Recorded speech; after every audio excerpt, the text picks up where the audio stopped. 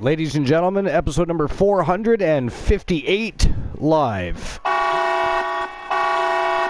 Welcome to the second of our two return live shows. Welcome to WCW SuperBRAWL. Tonight, Glenola and the Wolfpack going to be leading the charge as they've got a 9-match card set up for the evening. That is going to be absolute fire championship matches all night long. We're going to see Big Bubba Bruno in action. Team Soul Embers just won that championship at the tournament just a short spell ago. They're going to be putting that title on the line tonight. In the main event of the evening is going to be a night of pure non-stop wrestling action. Get ready for a thrill ride of an evening. First, we're going to have a look at the dirt sheet, see what's going on in the news and rumors. There's a lot going on. WrestleMania just ended. There's all kinds of rumors about Roman Reigns and Cody Rhodes swirling, so we'll have a look at that, see what's going on. I've got an interesting list for the evening, and we'll talk about that a little bit more later. But before I get anything started, I am going to get my dashboard open. Give me a moment.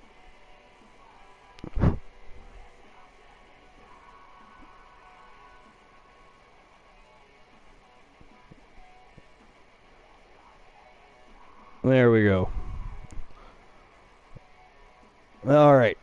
3 villains in here already. This is exactly why I need to have my dashboard open, because I have no idea what you crazy bastards are up to.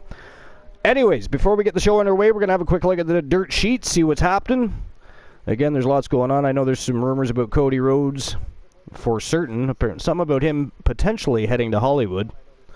So we're going to have a look at that as soon as I find it again. I reopened the page, and now suddenly Becky Lynch is there. All right, so we're going to start there. I guess we're going to start with WrestlingHeadlines.com. This is actually a report from Mark Middleton about 4 hours ago. And it's Becky Lynch reportedly injured, apparently. News on Lynch's WWE contract and tonight's Raw absence. I actually wasn't even aware she was going to be missing from Raw this week. In any case, again, this is Mark Middleton, WrestlingHeadlines.com. So Becky Lynch is reportedly dealing with an injury, and as noted earlier, Lynch took to Twitter and announced that she will not be on tonight's Raw. That'd be why I didn't know about that. I was not on Twitter today. She also blacked out her Twitter profile, removed the main WWE reference, and changed the name from her WWE ring name to her real name. Along with responses from WWE Hall of Famer Trish Stratus and the USA Network. In an update, a new report from Fightful Select notes that Lynch was originally scheduled to be at tonight's Raw as of last Monday, but that changed as she's been dealing with a minor foot injury, which was recently exacerbated. Lynch's tweet led to speculation on her WWE status, but sources noted that there's no issues to their knowledge between Becky Lynch and WWE. WWE is expected to acknowledge the injury on tonight's Raw and explain her absence. And regarding Lynch's WWE contract, word is that she signed a brand new deal upon returning in 2021, and her time off for maternity leave is not a factor.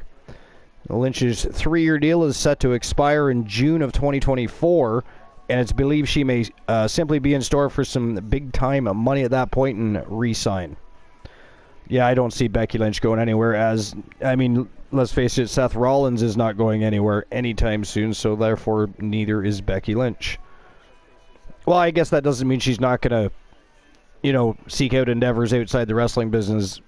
She's already doing that. She's still wrestling, so I don't see much changing. So it was noted that Lynch and WWE have not entered into talks for a new deal as of now, but I mean June 2024, that's still quite a lengthy distance away. I don't think that's really all that abnormal. Usually talks like that start happening about 6 months out usually. So until we're sitting at, November, December, and no talks between one of their biggest female stars on the planet, known globally and been champion multiple times, and the WWE, I don't think we have much to worry about. So Stratus is set to appear tonight on Raw to explain why she turned heel on Lynch last week. Last Monday's Raw saw Lynch and Stratus drop the WWE Women's Tag Team titles to Liv Morgan and Raquel Rodriguez after Morgan pinned Stratus. Stratus was filling in for WWE Hall of Famer Lita, who was taken out in a backstage injury angle earlier in the evening. It's reported that Stratus versus Lynch isn't planned until WWE SummerSlam in August. but that had not been confirmed. That's interesting. They're pre-planning a Stratus versus Lynch match this far. Well, I guess it's not that far. I don't understand. I understand bringing Trish Stratus back. What I don't understand is putting her in such a big spotlight. I just don't think it's necessary.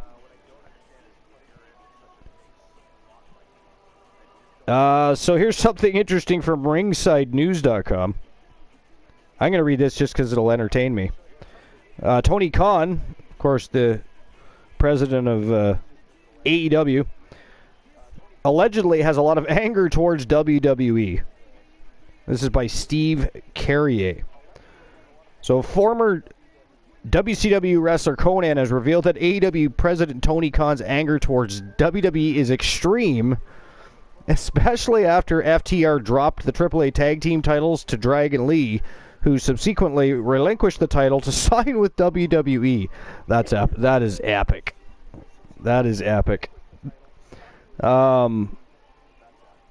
So Conan made his revelation on the latest edition of his Keep It In 100 podcast. According to Conan, he can confirm 100% that Khan's anger towards WWE is real, and that he was really pissed off when Dragon Lee beat FTR. Well, he's probably not overly enthused at this point that WWE just sold to the Endeavor Group, UFC's parent company, and now Endeavor is going to be forming a brand new company to house UFC and WWE. And by the way, the WWE, for those that haven't already figured this out, WWE is now going to have access to actual talent. You know, what I mean by that is they're going to be real athletes. They're not just going to have to keep searching the indies for the next big superstar that they have to try and build. Because a lot of these wrestlers these days, they're not necessarily athletes. They're just people that went through a wrestling dojo and decided they wanted to become a professional wrestler. You know, kudos, fans of the business and wanted to be involved. I mean, I would like to be involved. So there's that. But again, even I have an athletic background. A lot of wrestlers, like The Miz, for instance, he's kind of the one that opened the door for that. The Miz, who is, without a shadow of a doubt, one of the biggest wrestlers in the last 15 years, as far as somebody that can speak on the microphone, can make anybody look good in the ring. Even though he's not the strongest and greatest wrestler himself, he can still go in there and put on a good body of work and put somebody over. He's great as a heel. I mean, some people like his body of work as babyface. I really don't. I prefer him as a heel for certain. But we will grow, I don't know. He kind of opened the door for it, and we've had a lot of that happening. You know, especially in the women's division, right? They, for a long time, even in WWE specifically, they were literally taking people that were models, for, you know, and trying to turn them into wrestlers. You know, look at the Divas era. It was crazy. But, anyways.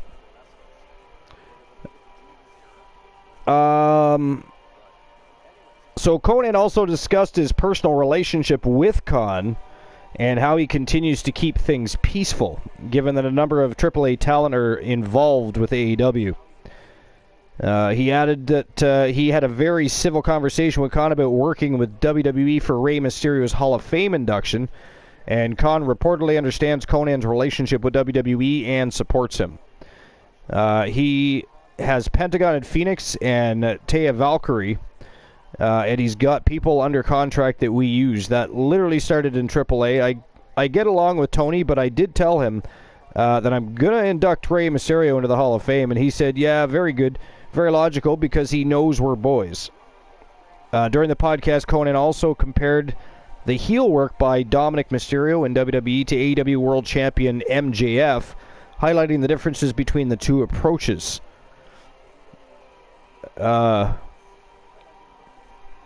Comparing heel work by Dominic Mysterio to MJF, I think that's a bit of a stretch, I would think. But anyways, hey, yo, Honeybee, Joe Lake, what's going on? Welcome in, guys. What's new and exciting? Hey, Honeybee, what did you think of Winter Swarm's new entrance, by the way? We did make some slight adjustments there. And by the way, congratulations on the championship victory, taking out the Wolfpack gals. For a chance to win a channel redemption of your choices, 019. The number to win a Yeah, it was much better, wasn't it? championship matches 0. Loved it. Emoji red heart. Yeah, I was super surprised. I mean, I actually, because of the match type, I believe I had left it as a regular 2-on-2 tag team matchup, and I didn't mean to. So I was actually thinking that this could actually go to a draw, and that would suck. But it did not.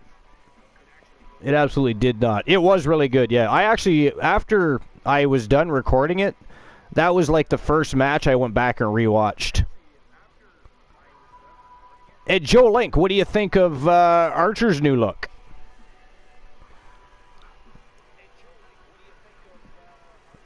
New look, new entrance. A lot of people were starting to use that same type of entrance that I had been using, so I just wanted to change it up a little bit. For the day? Type. Superstar. Plus, you know me, I just like to change shit. I create shit, then I want to make it better, so I change it again. Then I scrap it, start all over. It's what I do. You know this. Looks awesome. And, of course, earlier today I introduced the Women's Legends Championship, so we now officially, not only do we have official title, but we also have an official champion, because if anybody hasn't already seen the matchup, I did have an inaugural matchup for the Women's Legends Championship, and China is the first Women's Legends Champion.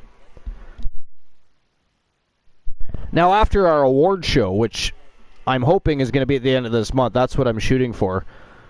After our first award show,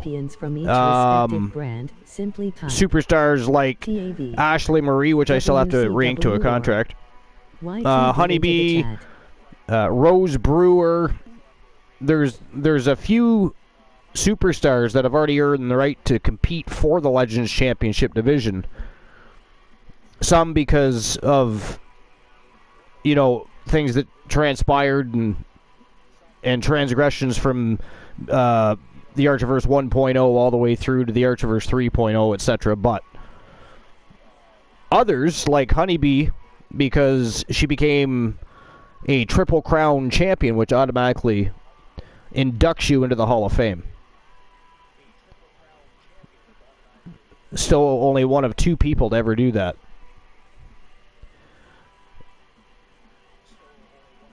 I wonder if she can do it again.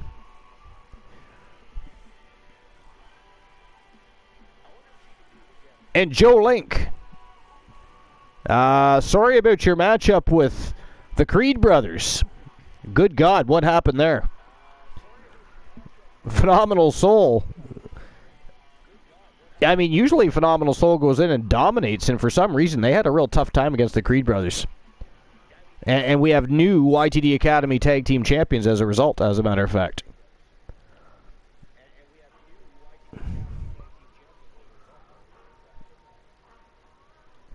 But anyways, all right. I'm going to get back into the dirt sheets here real quick.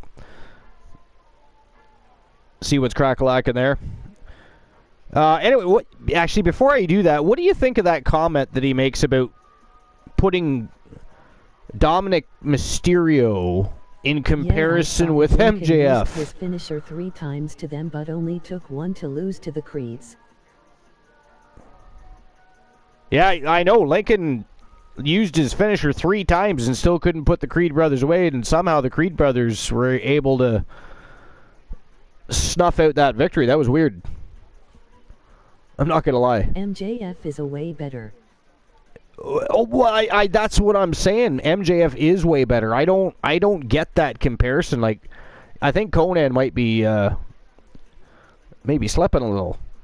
I think he may be slipping a little. I don't know. That was weird for me to compare Dominic. I mean, what in? I might have to go and check out. I'm gonna search and see if there's an article, because I want to know like what the how. How? I don't understand that. Dominic Mysterio and MJF. They are in no way, shape, or form are they alike. No way, shape, or form.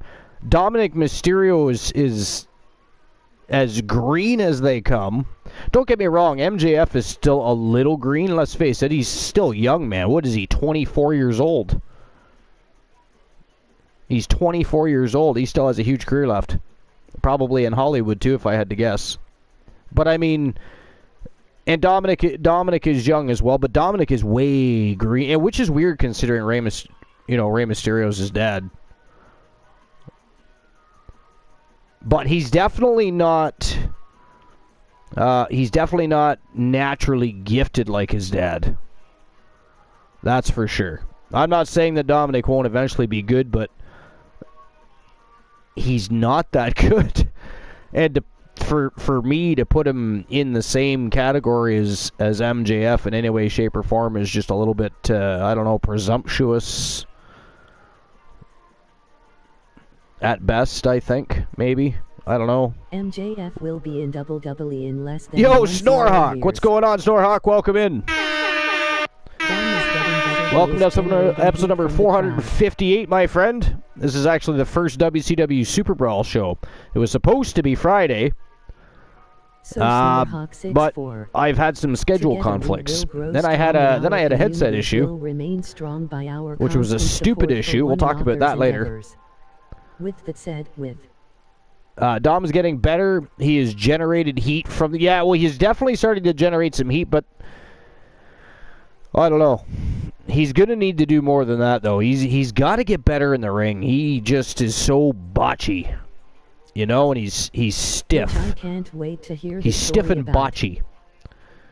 Honeybee says, which I can't wait to hear the story about. Yeah, well, so what it was I have the streaming pad, which of course enables me to do, things like that, right?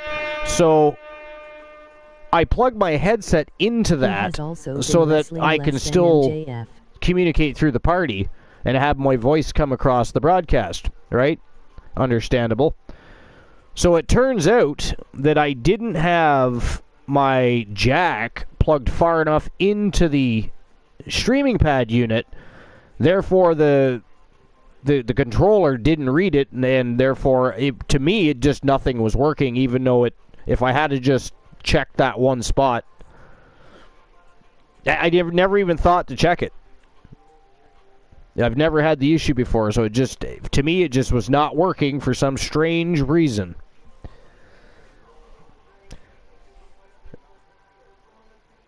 Snorhawk says he has also been wrestling less than MJF. Yes, far less. Yeah, but Glenola will have a heyday with that information. You realize this, right? Like, I will not hear the end of this. And if he one time sings the Glade Plug It In song, I swear to God I'll ban his ass. Him and his fucking Glenalians. Because Glenola can be he is one of our biggest trolls in our community. We all know this. I mean, we are all trolls. I understand this, but Glenola, he loves it. He thrives off of it. I feel he's like a drama queen.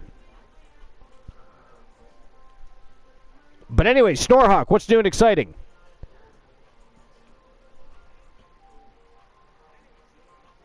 And Honeybee, how was your show the other day? I literally missed your show because I think you went live around a little after 8 in the morning, I think, my time or something like that, or around 8 o'clock my time.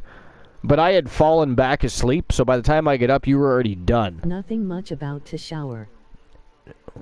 You're about to shower, Snorhawk? That is fantastic.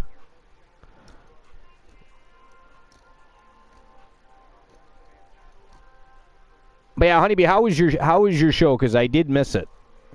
What happened? What did I miss?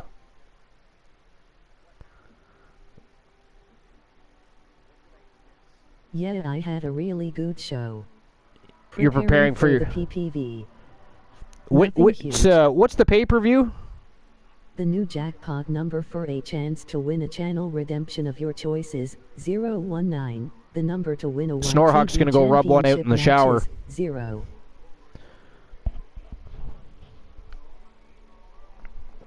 And Starhawk, how dare you share that on this channel? This is a PG channel. There could be children watching this show right now. We got to keep it clean here, you know. Collar Hive Lockdown. It's my version of Hell in a Cell called Hive Lockdown. Fantastic. Usually save it for moms.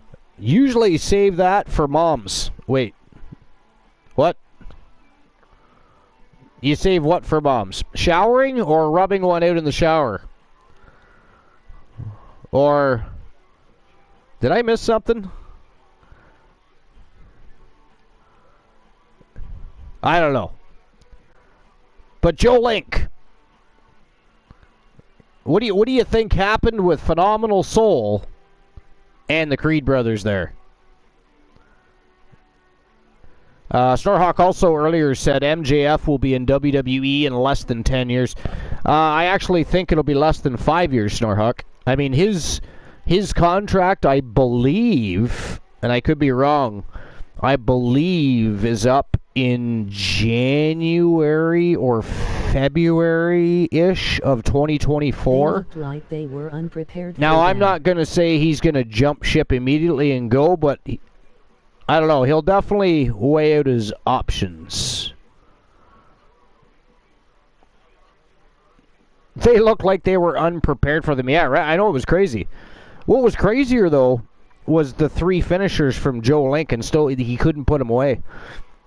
Could not put them away. Those Creed brothers are crafty little bastards. They kept coming back. Just kept getting up. Like, are they related to The Undertaker? That was crazy. He said in an interview that when his time is up, he and I don't know if you answered yet, but what did you think of the changes to Archer and his new entrance and everything? Personally, don't think he will go. Honeybee says, personally, don't think he will go. He is a pillar of AEW. He'll go eventually, Honeybee.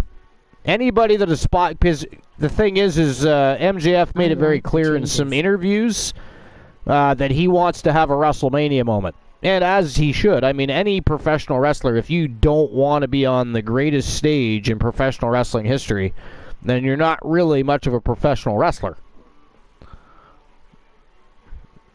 Because the WWE is the only one that's going to ever be able to provide that kind of a platform. AEW is nowhere near ready to have that kind of a platform yet.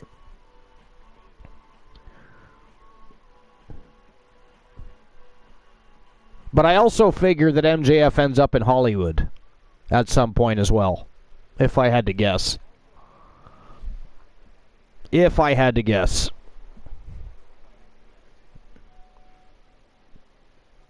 Alright, so anyways, yeah, I just had to ask your opinion on that. I don't see... again, I'll have to go and find the article, and maybe it'll give a little more in-depth or a little more clarity onto why he would, claim such a thing. I just... That's weird for me, to put MJF and Dominic Mysterio in the same he said, category did his at all. Time. He S1 titles got people himself over. Why does he? Honestly, it shouldn't be 4 pillars. It should be 5. Snorhawk says, whenever someone asks what he thinks about Cody left, he said, hey, Cody did his time. He's won titles, got people and himself over. Why does he need to stay? Well, it's like, people are like, oh, he was the EVP and this and that. That's the same thing. Like, they're saying, oh, Kenny Omega will never sign with the WWE because he's an EVP. Well, so was Cody Rhodes.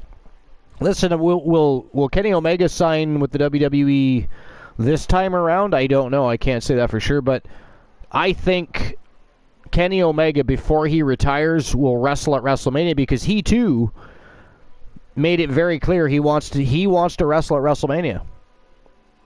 And again, why should they not? Well, it doesn't matter. That's why I wish the WWE would change a little bit more. I would like to see WrestleMania become not just the biggest professional wrestling show for the WWE. Well, it is the biggest show in the world, but I'd like to see it open up where during a certain time of the year, other companies can have qualifying matches and see if they can make it to WrestleMania type of thing. You know what I mean? They could open the forbidden door. That'd be a great way to have like a World Cup tournament or something too. Because you could literally take talent from all over the place. Mexico, Japan, Europe, all over the place, and put them in a tournament. Like an actual World Cup style professional wrestling tournament, not what they did on SmackDown. I did not like that. I mean, all they did was take people from the roster and put them in matches. Yes, they happen to be from those countries. That's great, thank you. Can we please see somebody that could use the spotlight that actually represents that country right now? But Showtime, go time. A crackle. Interesting.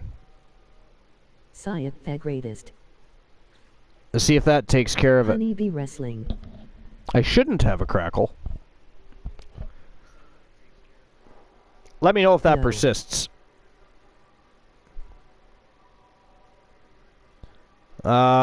Hey, Sir Jack, what's going on? Welcome in, my friend. Appreciate you stopping by. What's new and exciting? What is new and exciting? Still going. It only happens when you talk. So, Sir It Jack, only the happens greatest. when I talk? Together Interesting. we will grow strong and our communities will remain strong by our constant support for one another's endeavors. I have no idea what would be With causing the it. said with I wonder if I can hear it on the broadcast. Team Jolink. Hold on one sec. I wonder if I can hear it on the broadcast. No, there's no crackle coming through on the broadcast. Nothing much, just work as usual. Just work as usual? It's better? Alright, okay. I don't know what it was. Who the hell knows? Could be just Twitch. Alright, anyways. You know what? We have been talking for just about a half an hour, so why don't we get the show on the go, get episode number 458 rocking and rolling. The first WCW SuperBRAWL of the Archiverse 4.0. I'm sure Hey, Sir Jack, the greatest, Wolfpack hope are you're doing interested great. to know just exactly what's going to go down tonight and how things are going to happen. So if you guys are ready to roll, we can get WCW SuperBRAWL on the go. What do you guys think? John Link says, hey, Sir Jack, hope you're doing great. Well, actually, he put hope you're doing great. He meant to put hoping you're doing great. Silly Joe Link.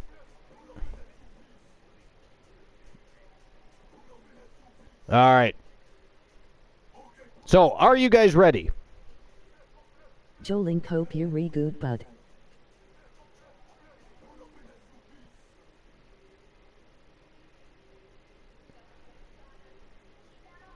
I think Joe Link, are you at work tonight? Or are you still off?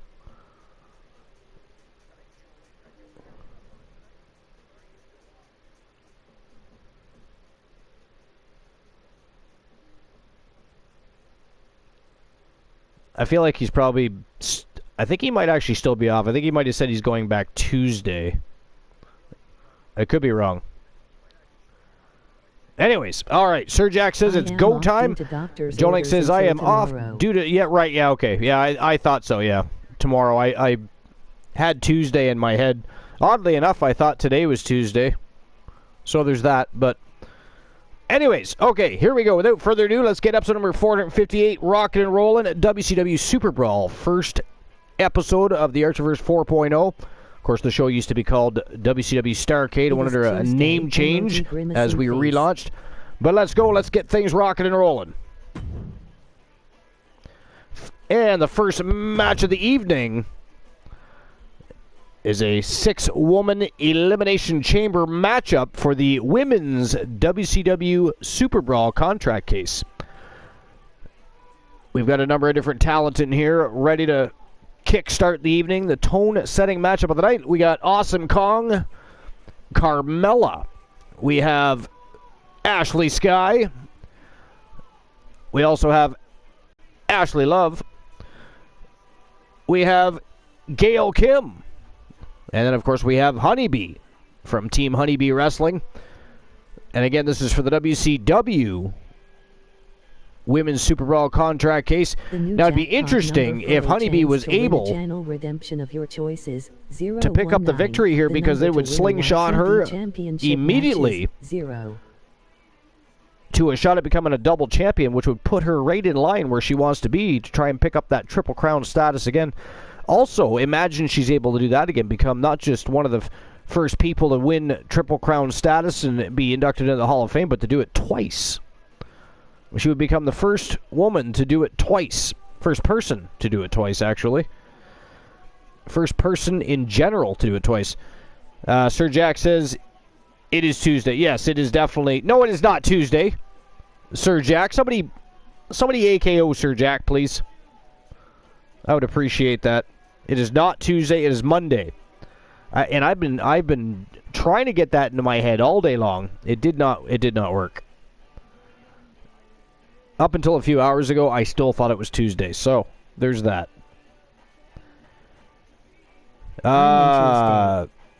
You're in Tuesday? Well, yes, I guess technically, because you live across the pond.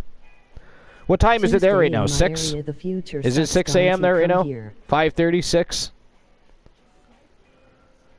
Sir Jack says, Tuesday in my area, the future sucks. Don't come here. It's 5:03 there? Okay.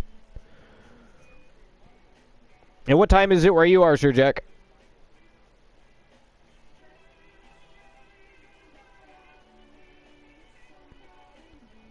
Are you the same time as Honeybee?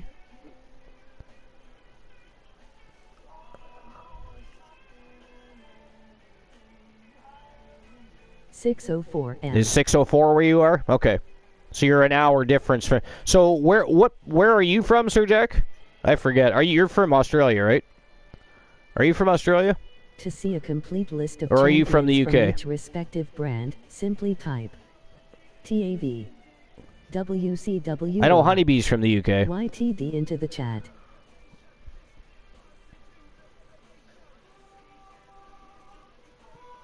And I did not do a very good job of starting that matchup, did I? Oh, you're stationed in Germany. Okay, and you're from Georgia? For some reason, I thought you were from somewhere else. I have no idea why I thought that. And how are things going in Germany, by the way? I don't think we've discussed that. I knew you were stationed somewhere. I did not know where. Or at least I didn't remember where. But how are things going there? What is it you're doing there? And in the meantime, here we go. Matchup number 1, we got Honeybee, Gail Kim, Ashley Love, Ashley Sky, Awesome Kong, and Carmella. The winner walks out. The WCW SuperBRAWL women's contract case holder. They can challenge for why did you have so much a shot at the WCW Women's World Wrestling Championship at any given time. And of course, if they don't choose to cash that in right away, they will be forced to defend their contract cases, which of course is what makes it different from a normal Money in the Bank contract case. Sorry, I'm trying to talk and read. Glenola, welcome in. Glenola's in the house. The co-host of the most is rocking and rolling and riding the pine. So why did you have so much problem with the mic? Oh, so, yeah. What happened was, so you know the streaming pad that I have? So that we have the ability to generate sounds. Germany, emoji man faceball. So my headset plugs directly into that as opposed to directly into the controller. But what it turned out to be was I had the sound pad plugged all the way in to the controller.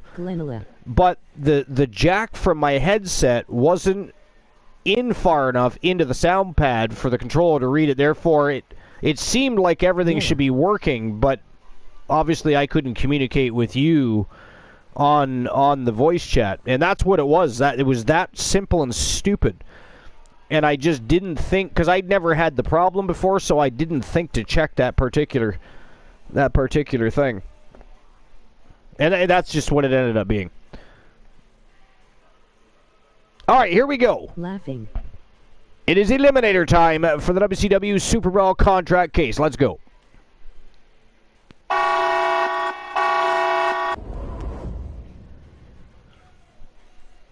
Yeah, I know.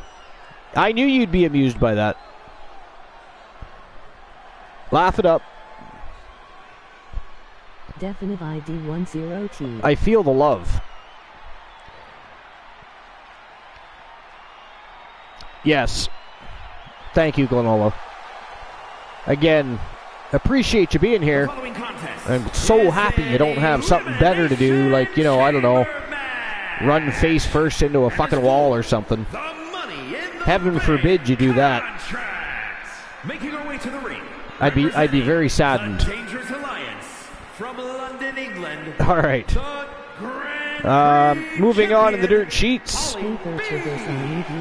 Here's a spoiler. I don't know if anybody already watched Raw, but if you haven't watched Raw, here's a spoiler for tonight's show. It's WrestlingHeadlines.com, and it's by Mark Middleton again. It says the following matches and segments have been revealed for tonight's WWE Raw, courtesy of Fightful Select. You can click here for our live Raw results and viewing party. Well, if you go to the website. The lineup is not 100% complete. It could be out of order and was the plan as of around 7 p.m. Eastern. So there was going to be a promo with the Bloodline. Rey Mysterio versus Solo was going to happen. The Raw Women's Championship, Bianca Belair versus Dakota Kai, but it's going to be non-title. A promo with Cody Rhodes and Brock Lesnar. Seth Rollins versus The Miz. A video package for Becky Lynch and Trish Stratus. WWE United States Champion Austin Theory versus Bobby Lashley in a non-title matchup. Trish Stratus is going to cut a promo. Candice LeRae and Mia Yim versus Chelsea Green and Sonya Deville. WWE Women's Tag Team Champions Liv Morgan and Raquel Rodriguez will be ringside. There's going to be a WWE draft segment. Matt Riddle and undisputed WWE Tag Champions Kevin Owens and Sami Zayn versus the Judgment Day. Damage Control is set for the show in a backstage segment. Becky Lynch is not at Raw, as she stated. The LWO is set for the show as well. And from Toronto, Ontario, Canada. Yeah, I don't know. I can't imagine what it must be like locked inside the unforgiving structure. I don't know about the whole Trish Stratus Becky Lynch thing. I find that weird. Like, are there really that many people that would want to see that matchup? I just don't know. Like I said, I get her coming back, and I get her doing some ambassador work for the WWE. She's a legend in the business. She can most certainly be good for morale for the locker room, and she can, probably help some of the younger talent. But, I mean, I just don't understand putting her on a big spot on a pay-per-view card or a premium live event card and putting her in. I mean, Becky Lynch has nothing better to do. I don't know. Forward to this match for a while. Mostly because I'm outside the elimination chamber and not in it. Archiverse, I need you at some point to share my setup. Explain. What do you mean by share my setup? Glow says, I could go back to lurking, a stream, and laying in bed, or you could get your ass on the broadcast. That would be better. Besides, then you can actually, make fun of me personally. Mano y mano. Wouldn't that be fun? Anyways. So yeah, you're genuinely interested. So what do you mean you need you want me to share my setup? I messaged you a while back. How you get the soundboard connected.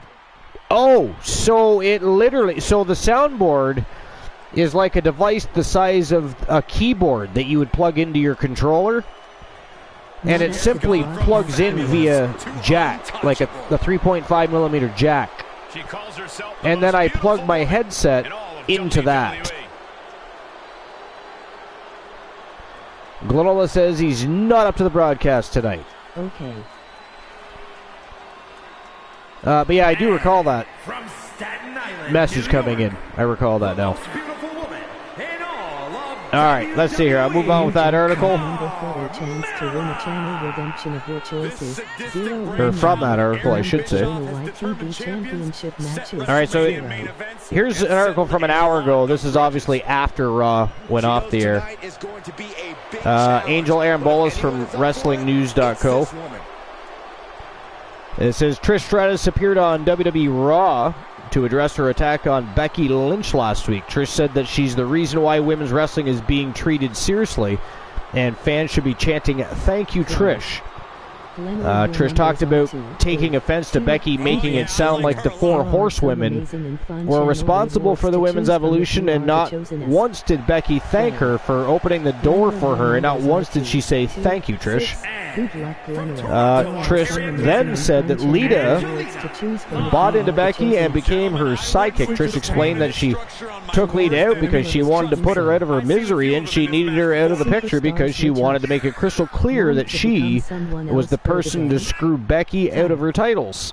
The Becky Lynch versus Trish Stratus match is rumored for SummerSlam, so unless plans change, expect a slow build from now until August. Well, I don't know. So, Honeybee, what do you think about Trish Stratus and Becky Lynch? Glenola, what do you think? Sir Jack, what about you? Anybody else that wants to weigh in on it? I mean, whatever your opinion is, as you always know, it's appreciated, and opinions are open. Today, Glenola is Jey Uso. Who gets it done on the big stage? Going to lead into Lita getting involved in. You think it's going to lead into Lita getting involved, and we're going to have another Lita versus Trish Stratus rivalry? Well, you see, that I could understand. That I could get behind. I would understand an old rivalry kicking up and them having an issue and having a match. I don't understand the necessity to take Becky Lynch and have her face. I don't think anybody wants to see Becky Lynch face a legend at SummerSlam. Like, there's just better things for Becky Lynch to be doing with superstars on the roster that already deserve a chance to be in the ring with Becky Lynch, and a chance to be in the Becky. When the younger generation make their way up the ladder, the opportunity to be in the ring with somebody with the likes of Becky Lynch is a learning experience. It's helpful, and believe me, there's a lot of people on the roster, especially these days, that need that extra mile given to them. Glolo said, I would hope for a Lita Trish, or maybe even a Lynch Trish Lita. Yeah, I mean, I would just like to eliminate Lynch from the equation. They need to focus on the current female talent Right, exactly. Well, see, I don't mind Trish Stratus being there. There's several uses for Trish Stratus, and again, she's good for morale for the women's locker room, because she, a 7-time champion. She was one of the people that opened the door for a more serious wrestling, era, etc. But you also had the Divas era in between there, so I don't know. I just don't think they should be. Again, Lita was already there. Trish came in. Yes, started working. I just don't know. Exactly. Some talent barely gets spotlight. Let them get the time. That's exactly. I agree 100%.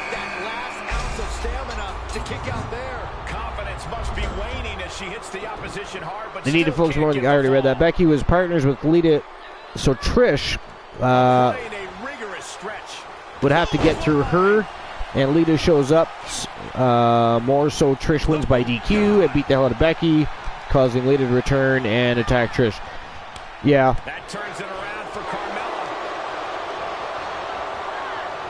Yeah. But like I said, Lita was already on the roster. Trish was already there. I mean, they could have just found another way to get those two feuding on air and just had the entire feud stem from that. There's better uses for Becky Lynch. I feel that Trish Stratus is taking their moment. Yeah, that's exactly what we're talking about, D's Nuts. I mean, it's just one of those things that isn't necessary. It's like WrestleMania and Brock Lesnar versus Omos. Like, don't tell me they couldn't have found something way better for Brock Lesnar, and that was just all to get Omos on the card, because Brock Lesnar was probably the only person that wanted to wrestle him. Hit drop. I've been waiting to see that. I don't know. Flirt. Joe Limpet doesn't take a hero to order men into battle. It takes a hero to Triple H is failing bad. Well, I don't know about that. But, I mean, they've got a lot going on right now. They do definitely have to get the focus back on.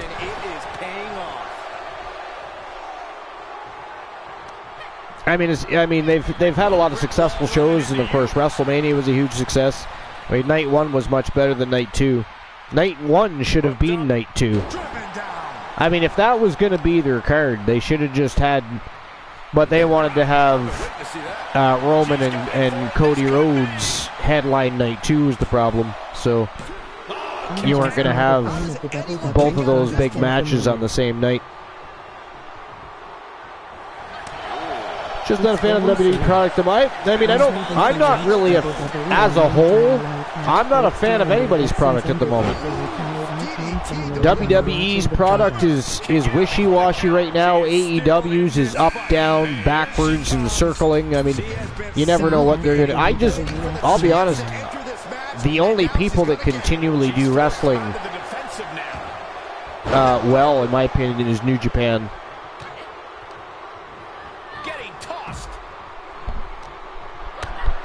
I used to be able to say ROH, but Tony Khan owns them now. New Japan Pro Wrestling is always good. They're supposed to be working on some sort of deal to get more involved with North American television and networks. I would love for that to happen. It would be so there's a company, New Japan Pro Wrestling. If they could get more mainstream media attention in North America, that's somebody that could actually compete with WWE properly. They basically are the WWE of Japan, right? So I mean, and I mean they've always got access to a plethora. I don't know where they get them all from, but they always have a plethora of talent. Plethora of talent. Phenomenal. I love New Japan.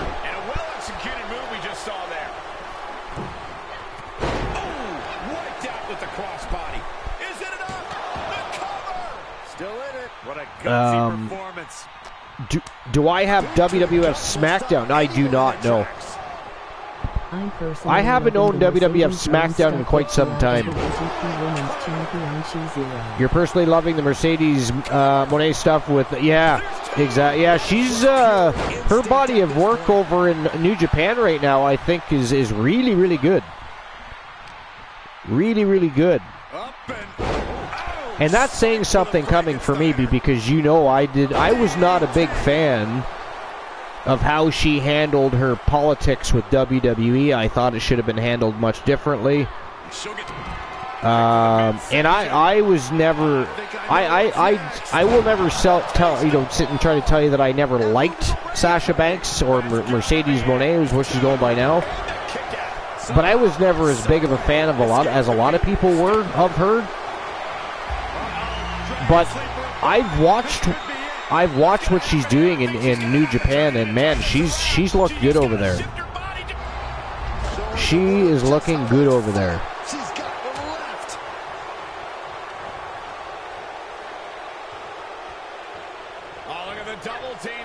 You know, some people go over there and they elevate their careers. It could be a good move for her overall, to be honest. It really could. I mean, personally, I believe that she ends up back in the WWE at some point anyways. I think it's just a matter of time. It's only a matter of time. AEW has got better lately. We are getting more story-based things. Yeah, I have noticed that.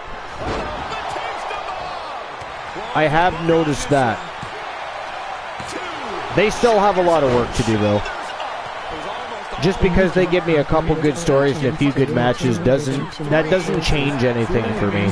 They have a lot of work to do. I enjoy watching them more than I did a few months ago, though. And in the last few weeks, I've seen some really good matches. But I've always said AEW, the main thing they need to do is just stop worrying about WWE.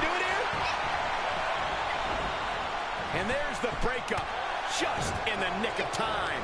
Yeah, speaking of that, Little, I actually have to re-ink Ashley Marie to a contract. Well, it won't be tomorrow because I work until 10, and then we have Wrestle Wars Genesis tomorrow night. Well, that's one way to leave the ring, I suppose. Which will probably start late. So athletic. Because again, I'm not done till 10. But I'm off Wednesday though, so I'll probably do it then.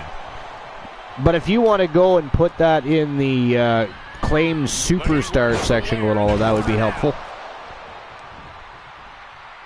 It would definitely be helpful. Done. Turned that one around. Done? Okay. Thank you.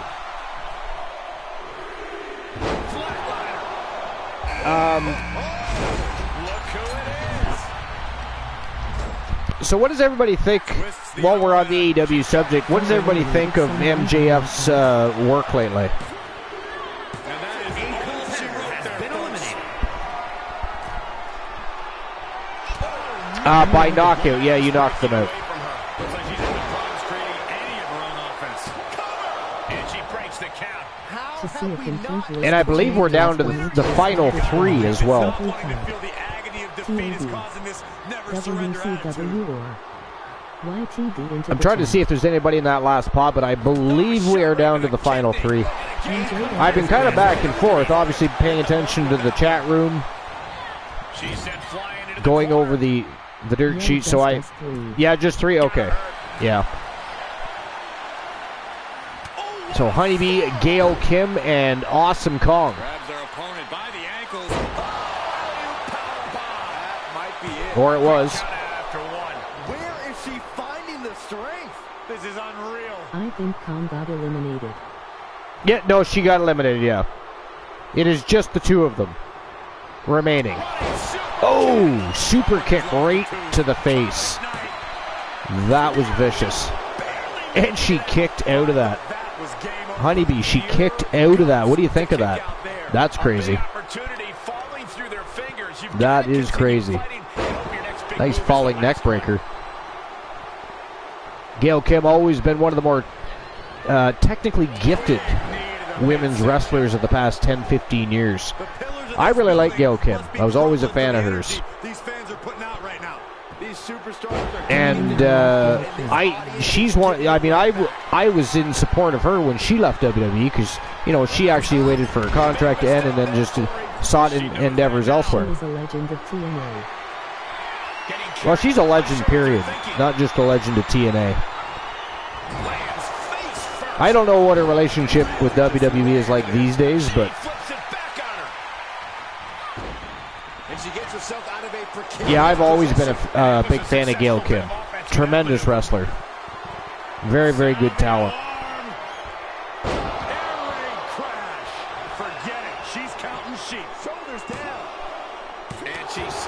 Ooh, Honeybee kicks out. She wants that contract case.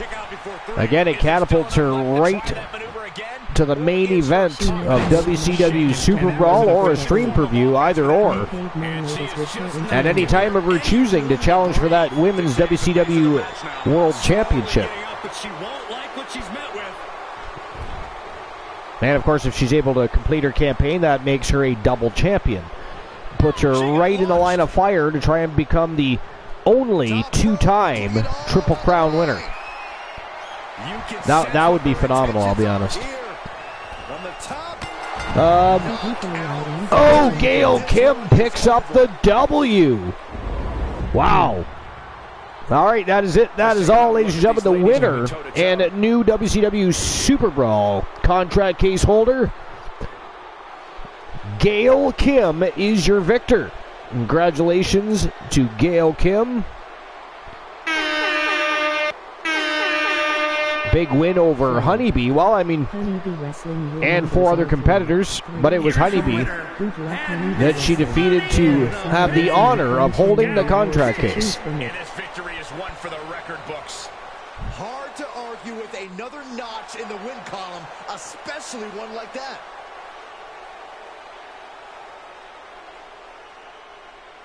Three and 5. The numbers are 019 and 050, so that is quite a spell off. As Dogface would say, unlucky. It is unlucky. All right, on to the next match of the night. Watch your back, emoji smiling face. Here we go. Falls count anywhere. Of course, everybody knows we had qualifying matchups over at YTD Academy to see who would be competing here at the first episode of WCW SuperBRAWL, the Archerverse 4.0. Mnemonics was not one of those victors. However, X-Pac, or at least he was X-Pac at the time, he's been running as 6 since he tried to get in the head of Mitchell Vaughn. Mitchell Vaughn, of course, did not fall for any of his antics and whooped that ass and, of course, defeated 6 to end their rivalry, at least for now. I'm sure they'll get back into the squared circle at some point. But it was Mitchell Vaughn from Team Dogface that came out on top of that rivalry. Tonight, Mnemonics, who, by the way, just picked up a WCW SuperBRAWL contract case of his own, is going to be taking on 6 in the second match of the night. Falls count anywhere. So let's get right to it. Without further ado, Mnemonics versus 6. Let's go.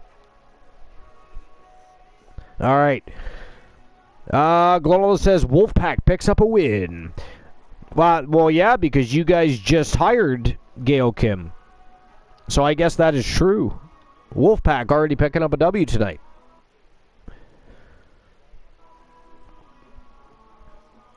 By the way, Glenola, did you see the Wolfman Allen Severance matchup against Damien? If you haven't, you should go watch that match. Hey, look at that. Honeybee got 888. That's cool. What the hell happened there? Glenola says, what the hell happened there? I have no idea. I have no idea, but Damien had a very bad afternoon. The Wolfman Allen Severn had a very good afternoon. How does even the Wolfman beat the Nightmare in under a minute?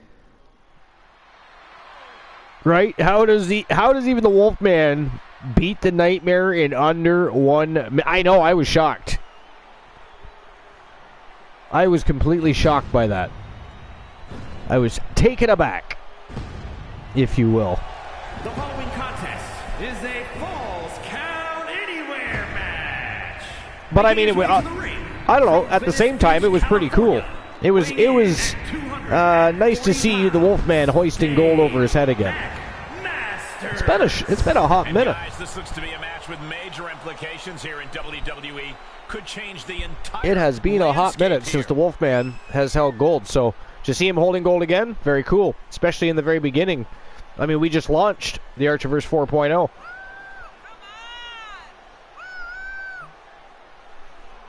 So it was very cool. There's been some great matches at YTD Academy already, to be honest. That just happened to be one of them. A competitor with his share of detractors, but he wants Yo, to prove DC. them all wrong here tonight. Aha, you were able to make tonight's show. It's a little more beneficial for you when we have a bit of a later start, eh? Unfortunately, there will be definitely nights where if I'm able to have an early start, I'm going to take that opportunity. Yeah. Usually that's because my wife is or soon-to-be wife is working until 11 p.m., so I will do the show while she's at work as opposed to while she's home. So those nights we'll probably start at more like 8:30 at night, and that way I can be finished the show before she comes home. And of course, at that point, my focus is definitely on her. The new jackpot number for a chance to win a channel redemption of your choices, 019. The number to win a YTV championship match is 0. All right. Anyways,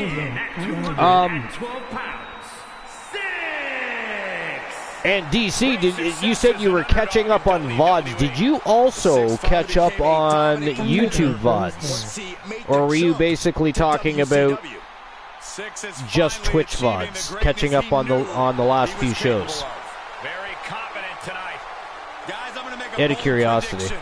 I think tonight's going to be as easy as 1, 2, 3. Just because the Wolfpack Gals and Rose Brewer been up to a lot as of late.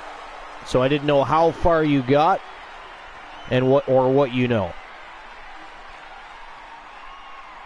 And I don't want to give you any spoilers. I know you do not like to be told anything, because you are a VOD watcher. And I understand that. I get that. Nobody likes spoilers. Well, actually some people do, but DC does not.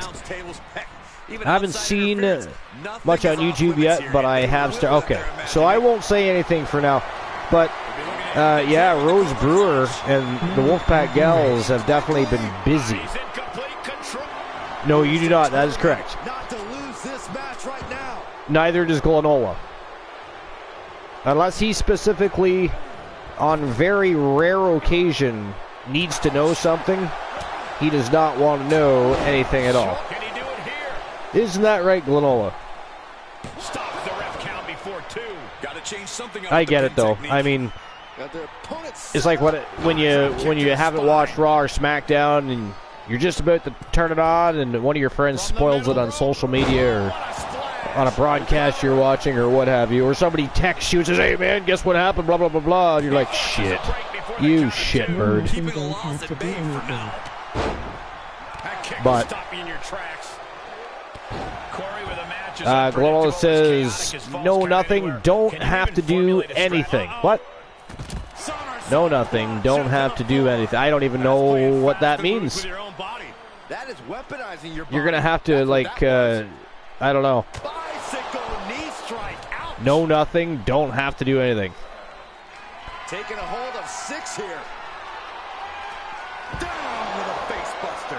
And 6 is laid out. Try and end it. Glenola. Oh, so you're talking to... Sorry, I was just about to read the Wolfpack just added Gail Kim, and she won her first match, but you were talking to DC. I was going to say, I know that. If you don't know anything, you don't... Gotcha. Okay. That makes sense. The way you said it the first time, though, I was like, what?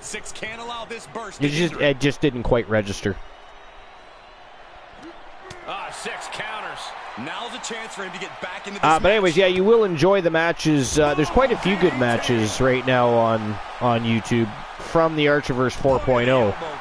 So I don't know exactly how many matches. I would say from the Archiverse 4.0, I'd say maybe around 20. Something like that, I think.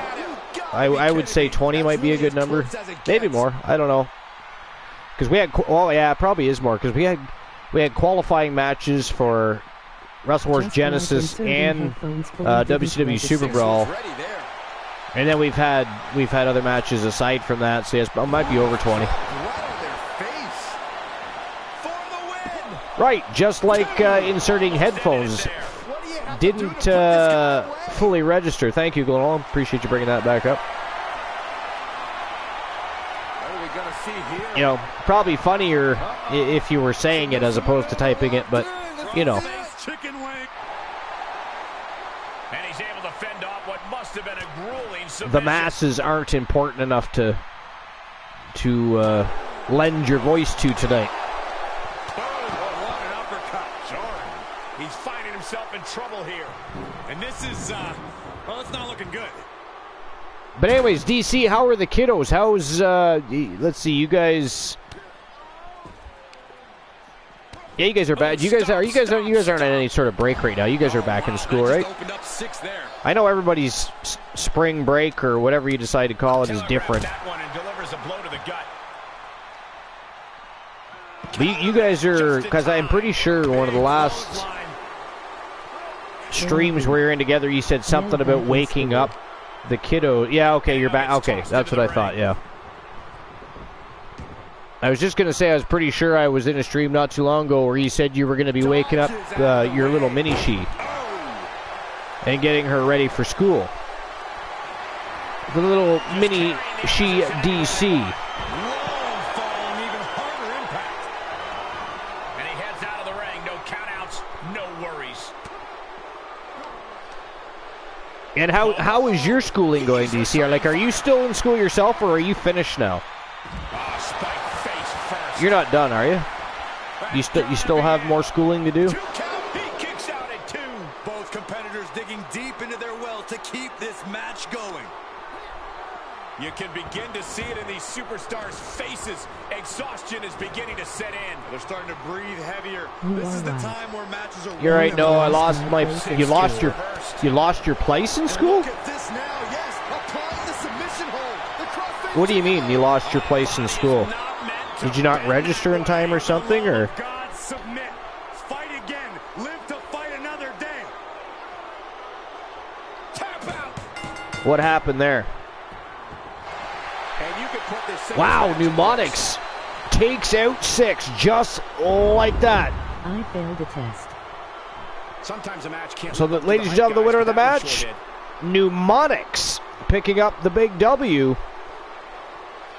over the man that gave Fat Lad Mitchell Vaughn such a tough time. I mean, those guys went to battle like 4 times, because when he was still going under X-Pac, he defeated Mitchell Vaughn twice.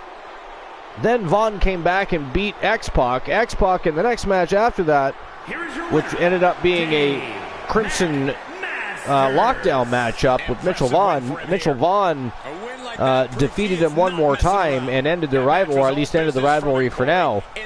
Tonight, Mnemonics walks in and just wipes out 6 in less than 5 minutes.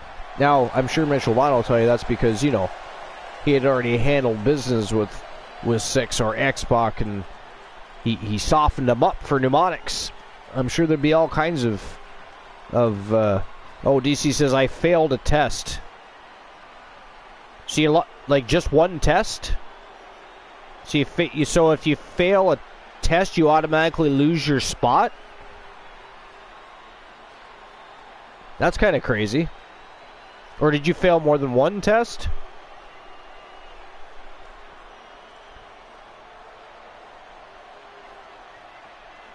Like, are you able to get back in at some point? Like, do you have to wait till next semester or something? How does that work there? I don't know. But anyway, congratulations to Mnemonics. Big win over 6.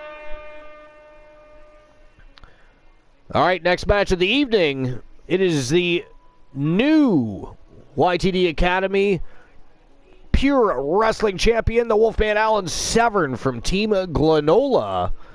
And he's going to be taking on Jake the Snake Roberts. It is the Snake versus the Wolfman. And that matchup is next. What do you guys think about that? I mean, Jake the Snake Roberts not too long ago gave some grief to the man called Drek from the Weapons of Mass Destruction. They had a series of matches together. What do you think his odds are? I mean, he's been on a roll lately. What do you think his odds are against the Wolfman? The Wolfman's been busy lately. He's been wrestling nearly round the clock, picking up championship victories. I mean, do you think his momentum continues? You know, maybe he's riding that championship high still? Or do you think the Snake is able to get in there and bite the Wolf in the ass? What do you guys think? There is 4 tests. The first half year, fail 1 of them and you're out. Wow, that's crazy. 1 out of 4 and you get tossed. I can reapply to the school after 6 months. Oh, okay, so you got to wait 6 months. That's crazy. Now, is there any reason they do it like that? Is it just because, like, enrollment is so high, so they got to keep making sure they have spots for people, or... Because, I mean, that's kind of harsh. 1 out of 4? The new jackpot number for a chance to win a channel redemption of your choices, 019. You pass 3/4 of your tests with good grades, 0. but you still manage to get booted from your school. I don't know. But again, I mean, I don't know what the enrollment levels are like there. Maybe they got to keep rolling students in and out. And hello, Archer. And Oh, everybody. hey, Glenola, the coach with the most on the broadcast. You decided to join us, and rather than sit around and lament about the day and how pitiful it might have been, it was a pitiful day here too. I mean, I had a fantastic day with the missus. Don't get me wrong. We had the day off. It was a fantastic day. She's a beautiful woman, though. It's hard not to have a good day with a beautiful woman. But to be fair, but may as well join the community. Jump on with the host with the most and enjoy yourself a little bit. Maybe you'll get hard nipples later and you can flick them. I had a decent day Superstar today. switch up. Just didn't feel like talking initially? Someone else Or are you for snacking? You know, Type. no, actually, I Superstar and become went a up to different the superstar facilities each and day I you grabbed visit. myself some Oreo cookies. Nice. I think Yeah, I it's to kind of make wondered. sure I people thought, are good at this is what they almost are like a gonna snack do. time for him. I wonder if he's just snacking, eating ice cream and Oreos. I wasn't planning to jump on boys, to be honest, but I not sure how long I'll be on, but Yeah, no, that's fine. What the hell? Welcome on. I mean, we're already at match number 3. This show is already buzzing along. I can't believe, we were just talking about a quick match with the Wolfman and the Nightmare Damien, but how fast was that match with Mnemonics and 6? And I found that weird simply because, like I said, I mean, now he came in as X-Pac the first 2 matches in their rivalry, but he really gave Mitchell Vaughn a hard time. Mitchell Vaughn almost, like, and the Weapons of Mass Destruction, they were almost purely dominant in 3.0. They were catching the Wolfpack in championship victories, you name it. And Mitchell Vaughn had nothing but problems with X-Pac, /6, because he's going by 6. And Christian Cool invading the broadcast, Hello. the OG co-host of the most. What's going on, my friend? Welcome in. I did not expect you to join the broadcast. I thought you were streaming tonight, actually. I am. I will be streaming in, I don't know, another Oh, I half see. hour or Shameless so. plug. I'm going to have to get mad at you and block you and send you a Didn't ask for any message. of this. You calm down. how dare you promote your shenanigans? No. And not everybody even knows what the hell I'm talking about right now, so that's like literally only something Cool's gonna understand, so I'll just stop right there anyway. But anyways, Exactly. How's it I going? came on the broadcast because I saw an awesome Falls Count Anywhere match about to go of Jake the Snake Roberts against Alan Shitbed. Alan shit the bed. Here 2 seconds already tossing shots I know. at Team Glenola, and for once Glenola didn't even sidetrack you with anything. I don't know. even. There's not even a silly cool in the chat You yet. are following the very best And you went full on attack on him there. Bar none, period. You know. Welcome to the You know, I It do probably miss- made I'll up be for honest. God knows any other occurrence with Glenola. I was just gonna say, I actually do miss you guys going back and forth on occasion. I remember the first time you did it. I swear that I went to the bathroom and come back and you guys got married or something. The way you guys were at each other, it was great. What a show that was. Do you guys remember that? Glenola, I know you remember that. Definitely, that That was, awesome. oh my god, it was funny. Be It right was back. like I need to you had make pre-planned it. It was so fluid. It's like you rehearsed it. I don't know. That was awesome. Actually, I remember people messaged. It could have been written. I remember people messaged. I think even Cool got some comments about it. But yeah, people really enjoyed that particular segment. That was hilarious. That was like 2.0, wasn't it? I Or was think it- so. Yeah.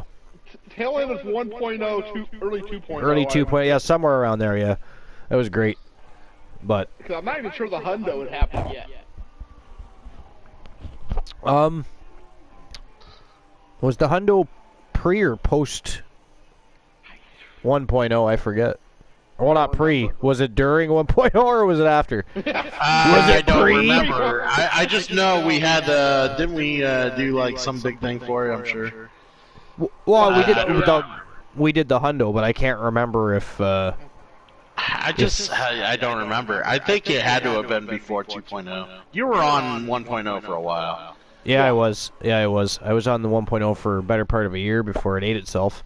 That was amazing. And what's great is that we cringe at 2.0 just like everybody else cringes at NXT 2.0. So. Oh, God. 2.0 was rough.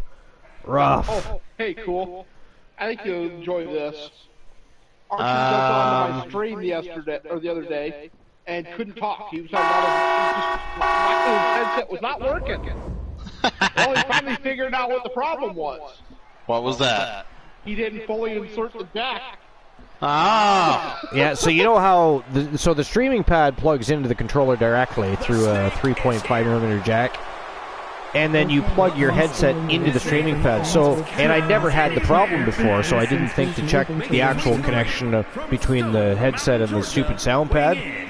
So I had everything, or what I thought, everything all connected, and for some reason, and Glenola's on the party chat, and it's reading like it can hear sound, but yet nobody can hear anything I'm saying, and I'm like, what the fuck is going on? I just got frustrated and said the hell with it. And then later on, I pick up the controller, and the way I picked it up, my thumb hit the headset jack, and it slid into the fucking... And I went, son of a bitch. And I thought, I ain't not going to tell anybody that happened. And then I was like, oh, I got to tell them. I know Glenola's going to use this against me for years to come, but it's just one of those stupid things. It is, and I tell you what, some people, they have amateur hour. Some people, they suffer their first day more than one time, in their given career. You, my friend, have somehow made it to the, tippy top to call it all day, making it like Austin Theory all day with that nonsense. Goon the Troll, what's going on, my friend? And welcome in. Appreciate you being here. Welcome to episode number 458. A silly cool from Glenola. I knew that was coming at some point. I knew that was coming at some point.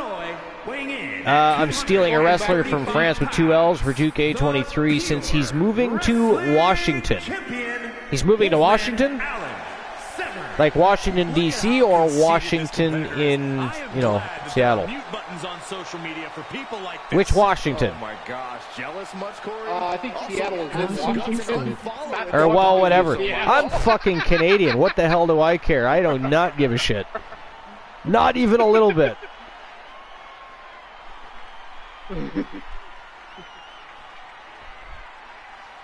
I mean, you act like I should know that shit. What do I care about your geography? Planning to show his dominance in this division with an emphatic win tonight.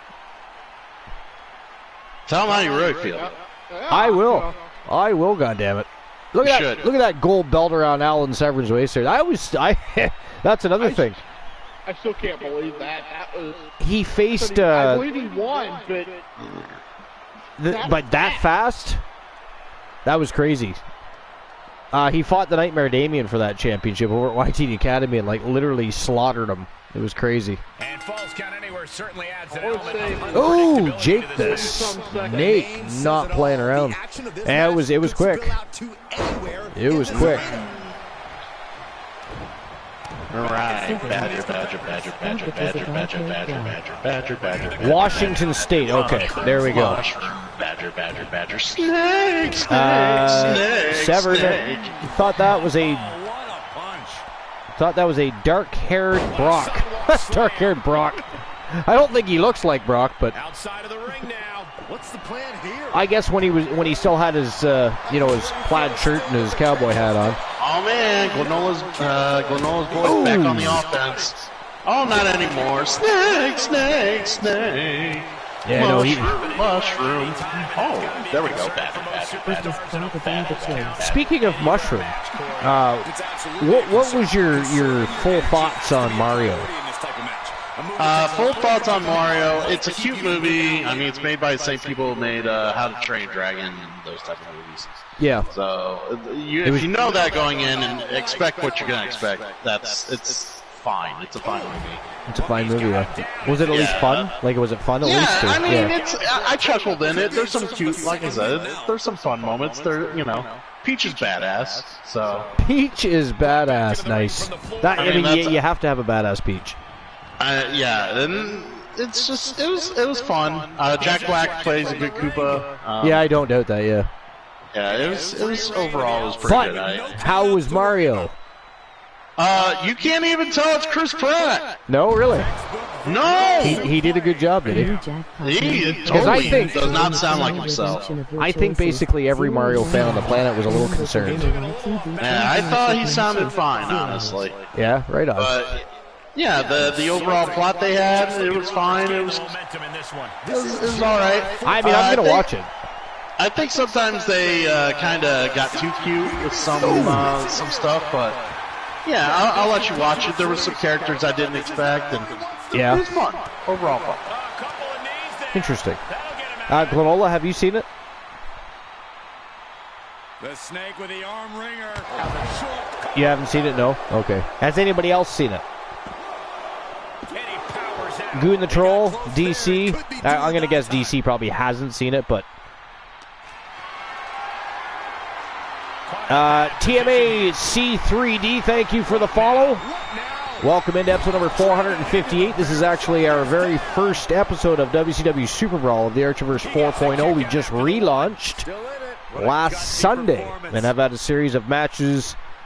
We had a tournament. Actually, we had two tournaments. Well, they were more qualifying matchups than they were a tournament. We did have a tournament, though.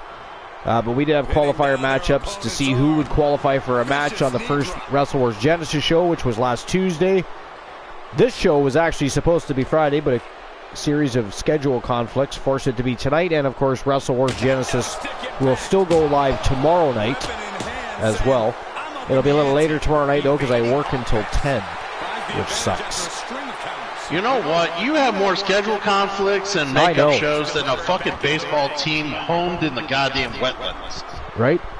Well, schedule conflicts, and then just technical issues to know how to plug in a headset. Yeah. Wow, see, he's already back to it. That, I know. Later. I know. He is like he's a spiteful ex-girlfriend, is what he is. I know. A spiteful ex-girlfriend. I figure you get a few hours reprieve. No, you got 10 minutes. That's terrible. Just real quick, I just have to run to the bathroom, so I'll be right back.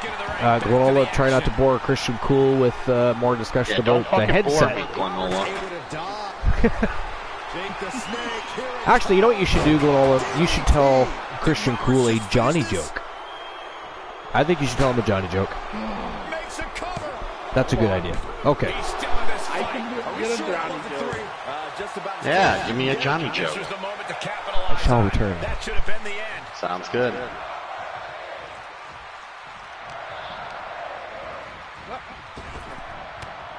Johnny's a little bastard, but sometimes he tries to do something nice. Oh, what an elbow. He's on his heels a bit now. But you have to admit, at this point in the Falls Count Anywhere match, he's like, kicks out. Pally, who created the world? Big forearm. Looking for the victory. Look at the look on his opponent's face. He can't believe it. Very good.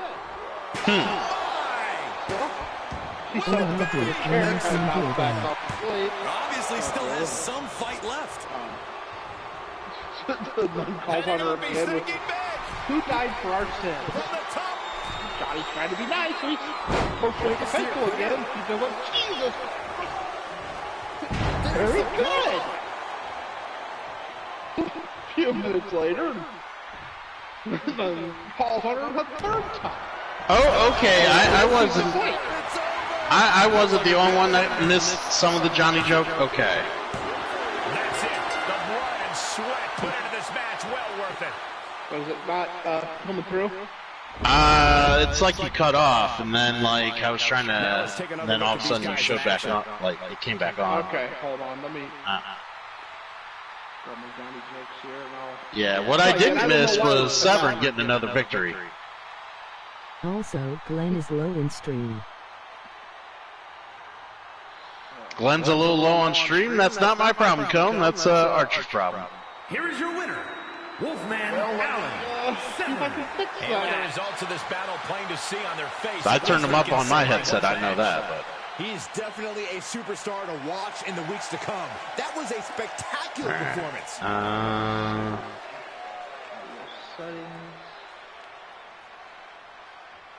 I'm also getting my shit kind of ready while I'm hanging out here with you all. All right, is that a little bit better?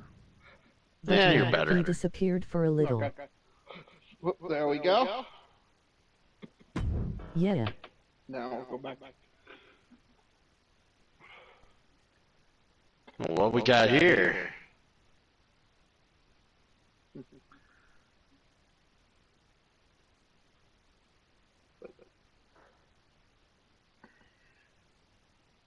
All right. So Johnny's in Bible study one morning. Sally was sleeping in front of them.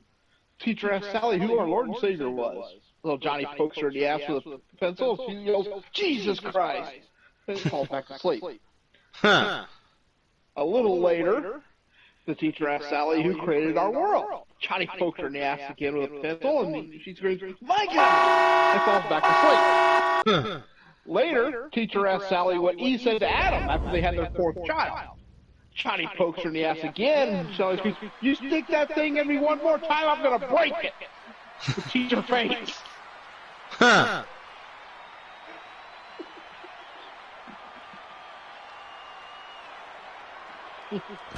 Wow. The following is scheduled for one fall. Introducing first, representing the coalition. All right. I thought that was Elijah Archer. I mean, no one could look like that much of a douchebag on his own shows. Sir Jack the Greatest. Except Archer. Some would say the superstar thinks a little too much of themselves, but the tape doesn't lie. This is a serious contender for any title. They need to loosen up, have a little fun, heck, maybe even lose a match once in a while. That is horrible advice.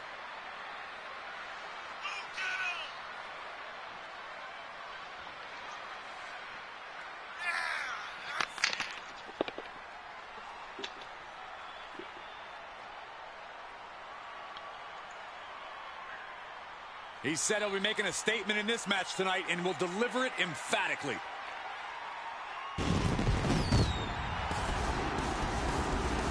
Oh, and welcome back, Archer, by the way. Oh no, it's a bald guy of wait, there's a handprint on his back, it's just Archer.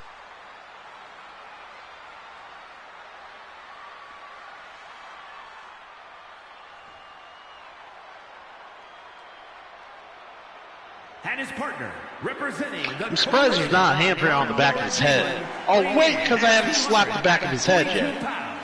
Nick What up, G? Aldo S. Gentlemen, this has all the makings of an all-time classic match, and I fully expect it to deliver on that Or is promise. it KOOL? Soul Ember's bog timing. See,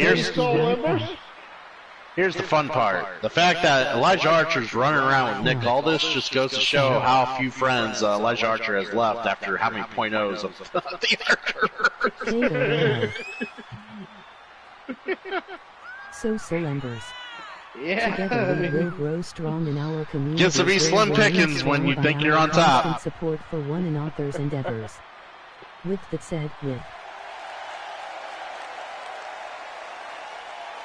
A very high-pressure situation ahead for this guy, but he is more than ready for it.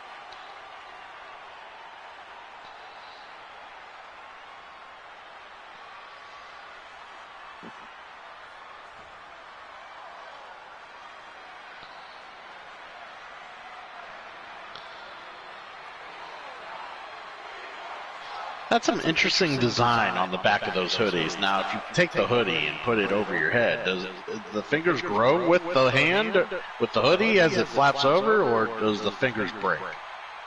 So G, how does it feel to have a fat ass as your WCW champ?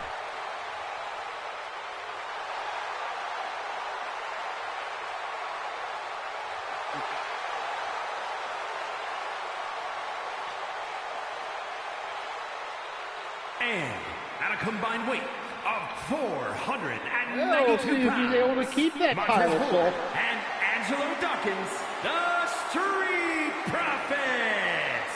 A duo that has showcased the very best in tag team wrestling tonight. Looking to be another one for the highlight reel. We'll see if Montez Ford and Angelo Dawkins show the Coalition how to fucking party it up in the ring.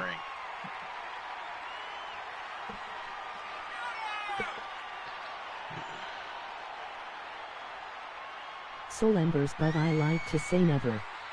The new jackpot number for a chance to win a channel redemption of your choices, 019. The number to win a YTV championship match is 0. Skipping the rest. How to a real tag team KOOL. Soul Embers. Soul Embers, you're the last person I want to hear say anything about how to real tag team. Last time Soul told me he had an idea for a tag team, he wanted one on top and one on the bottom. So I did happen to notice that Archer and Aldis, for some reason, came out separately. That was weird. Oh, I made a funny joke at Archer's expense. You're welcome. I'm not sure what happened there, and it even showed Archer's old entrance when he came out by himself. So I don't know what happened there. That was interesting. Anyways, what was the joke? Sorry. Sorry, I was just making fun of how the fact that you're hanging out with Nick Aldis just shows over all the .0s that we had of the Archerverse how many friends you're lacking now. Not a fan of Nick Aldis, are you? Nah, I'm just being kayfabe here. Gotcha.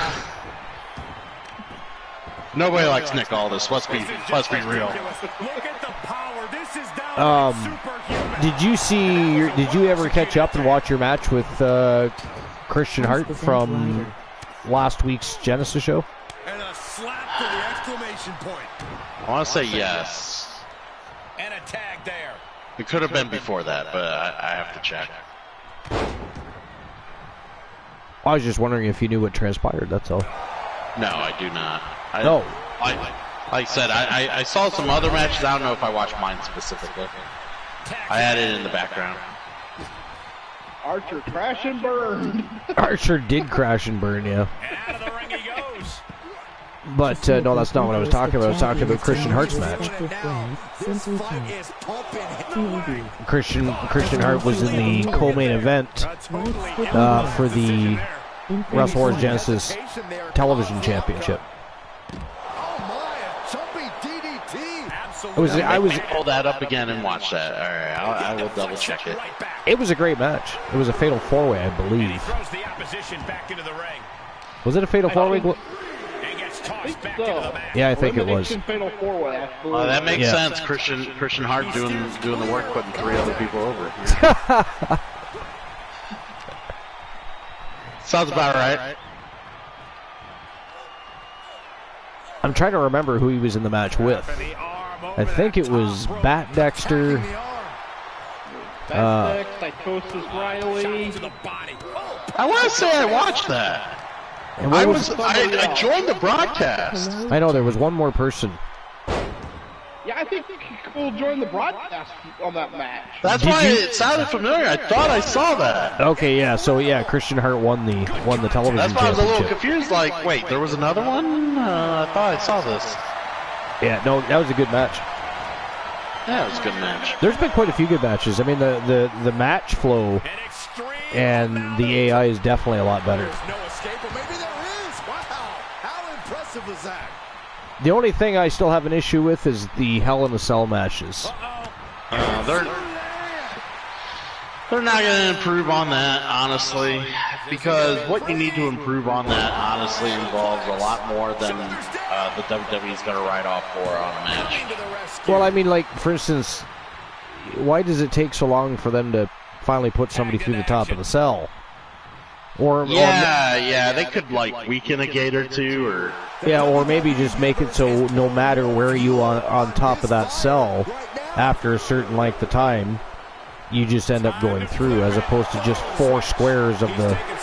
It's usually just the 4 main panels in the middle of the cell, right? They've got to change that or something, or I don't know, or make the AI a little more aware that they actually have to put them through it to go and end the match. And, like, the fact that you have to end the match inside the ring is silly too. Like, well, what? Like if it was a real Hell in a Cell match, and they were like put to sleep with a submission on top of the cell, they would just end the match. You know what I mean?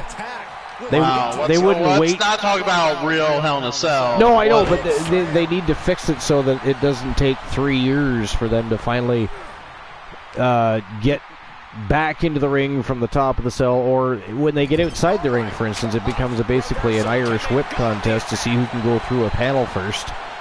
Then they go up on top of the cell and take forever to come back into the ring. They just have to. They need to. I don't know what they have to fix. They got to fix something. You mean like Wolfman 13 wins in one match? Yeah. That he lost in a losing? Yeah. Yeah, something like that. But yeah, they need to fix something there. I don't know. Well, they can add DQ to the match because that happens a lot in real life now. DQ in a Hell in a Cell, that's great. Oh, I know. Well, that was a cage match, wasn't it? Well, no. Hell in a Cell. It happened with Bray Wyatt and Seth Rollins. Yeah, that's right. And then it happened with like Drew McIntyre and like whatever the match was. It was dumb. Like I think it was like a 6-man Hell in a Cell, like 3-on-3, or it was 2-on-2. I don't know what it was, but it just people kept coming out and they threw the match out. I think it was 1-on-1, and then just there was more people out there. It was one of the shit pay-per-views the other year. Yeah, there was a lot of those. Hell in a Cell. Cage match. Yeah, Hell in a Cell. They throw the match out, said DQ it. There is no DQ. I know. There is not, or there's not supposed to be. Well, there's not supposed to be in a. I was gonna say there's not supposed to be in a cage match either. That women's cage match. I mean, I think everybody wanted to see that matchup, and they just wrote it right off. It was, I don't know.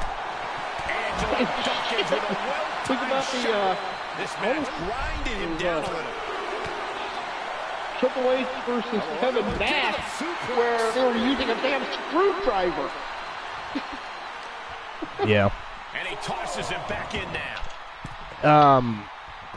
Do you have any thoughts, Christian, on the sale of WWE to Endeavor? Comes in off the tag. I think it's going to be good for WWE. Obviously, it was propositioned so Vince McMahon would still have at least all the power. Yeah.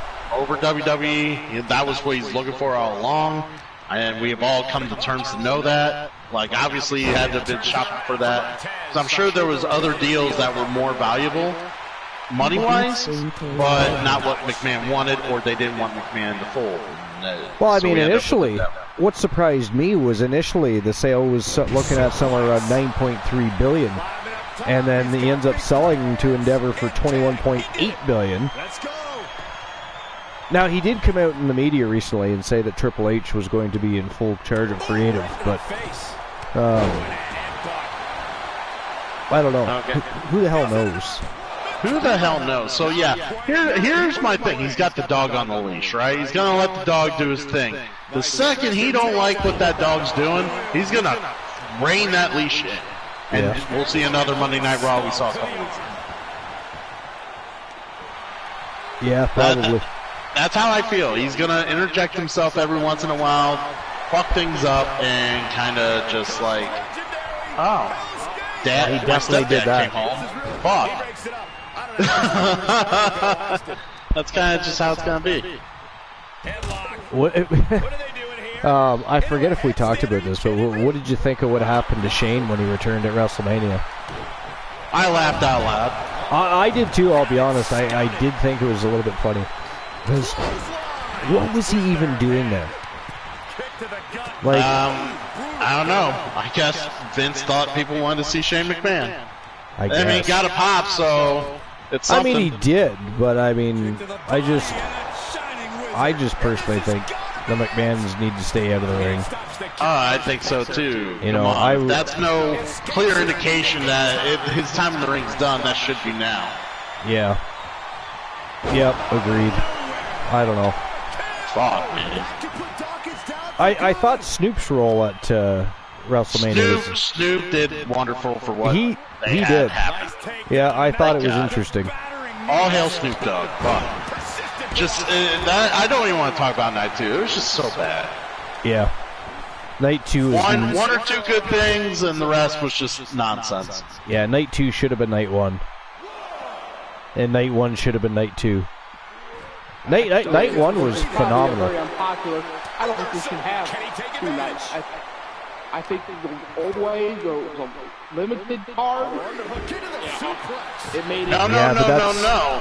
You are not. I don't think you remember Glenn Nolan. So I went back. I've watched some older WrestleManias where they had like 3-4 hour cards, not the longer cards they had now, but like a couple years back, but like 3-4 hour cards. But they would try to cram every wrestler on the card, and they would go out there for 5 minutes, do a match, and then next match, 5 minutes, do a match. And then it's like, oh, we finally got a match we promoted. Like, they had all these filler matches. Nobody cared. Like, the other problem is that's a bygone era too, and today there's so many different places to get talent from. There's so many more wrestlers. One night's just not enough anymore. It's not, especially with not for 5 hours WrestleMania. of TV. 5 hours of TV to promote all these storylines. You need 2 nights of WrestleMania. Yeah, and WrestleMania is a perfect, like, it's the biggest show on the planet, so it's a good night where they can showcase as many wrestling talents as possible.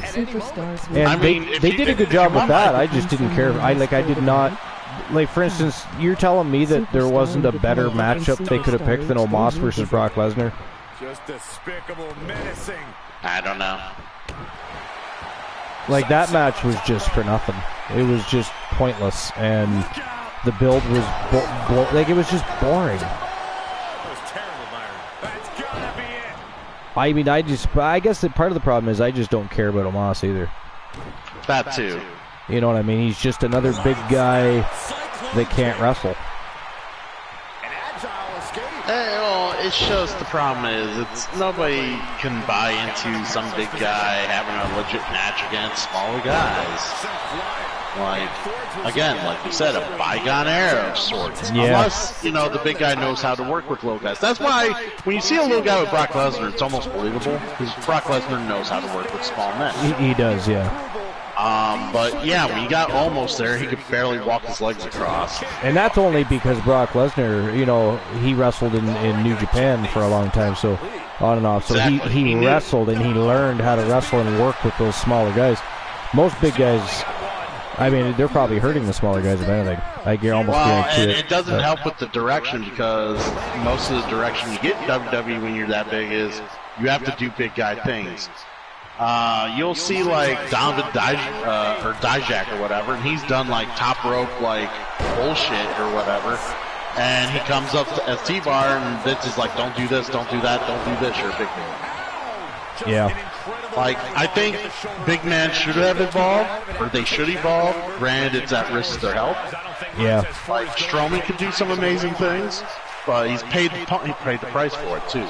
He has, and the only problem with Strowman is he does amazing things. He's a great athlete, but he is boring. Like, I just don't. I'm confused as to exactly why they brought him back, even because they haven't done anything with him. I mean, him and Ricochet's a nice little mid-act right now, but it's just like it is what it is. It's a mid-act. It's not. It's like today's version of Kane and Ray. I mean, yeah, but or Kane and Daniel Bryan. There wasn't any of that. There wasn't any of that. So no. It filled the gap. See what you need is a big man along the lines of a Mike Awesome. Yeah, Mike Awesome was. Nice. Yeah, Mike Awesome was awesome. That guy was totally. He could fly like he did. I never understood how he could fly like that. He was a bit bigger than I thought he was too. I didn't think he was quite as large as he was. I thought he was more like 6'1". I didn't realize he was. How was he? 6'7", I think. Yeah, he was like 6'7", 6'8". He was a pretty big dude, yeah. And he could move around in that ring well. Comes out on top in Oh, look at that. The Coalition pick up a big W over the Street Profits. I was actually thinking there for a while that the Street Profits were actually going to beat the Coalition. They were having a bit of a tough time there. Another big win for the Coalition. They've actually been doing really well over at YTD Academy, too, so I'm actually kind of excited for them that they picked up another big win here tonight. And they did not lose to, the Creed brothers, like Team Joe Link did today. Christian Cool.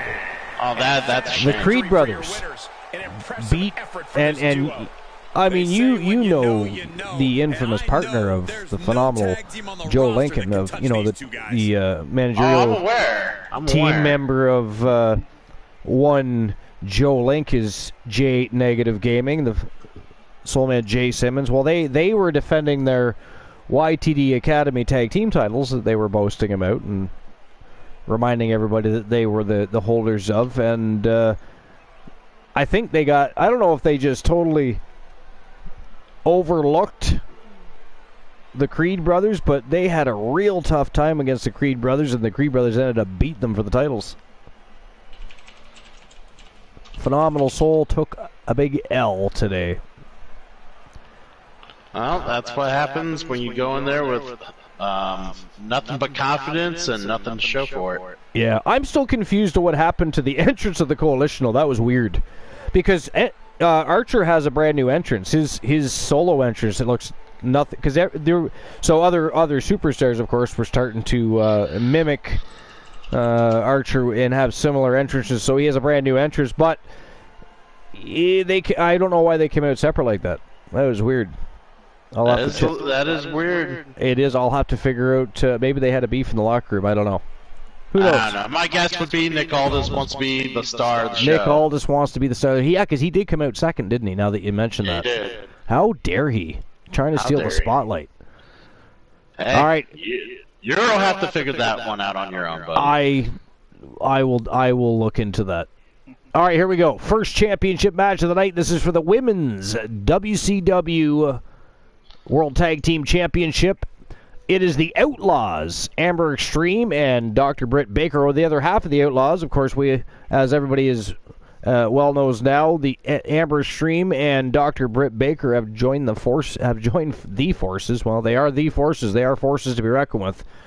Have joined forces with Akira and Alice Blade, the mother-daughter duo, and have formed a faction. So the other half of the Outlaws, Amber Extreme and Dr. Britt Baker, challenging Toxic Attraction for the WCW Women's Tag Team Championships.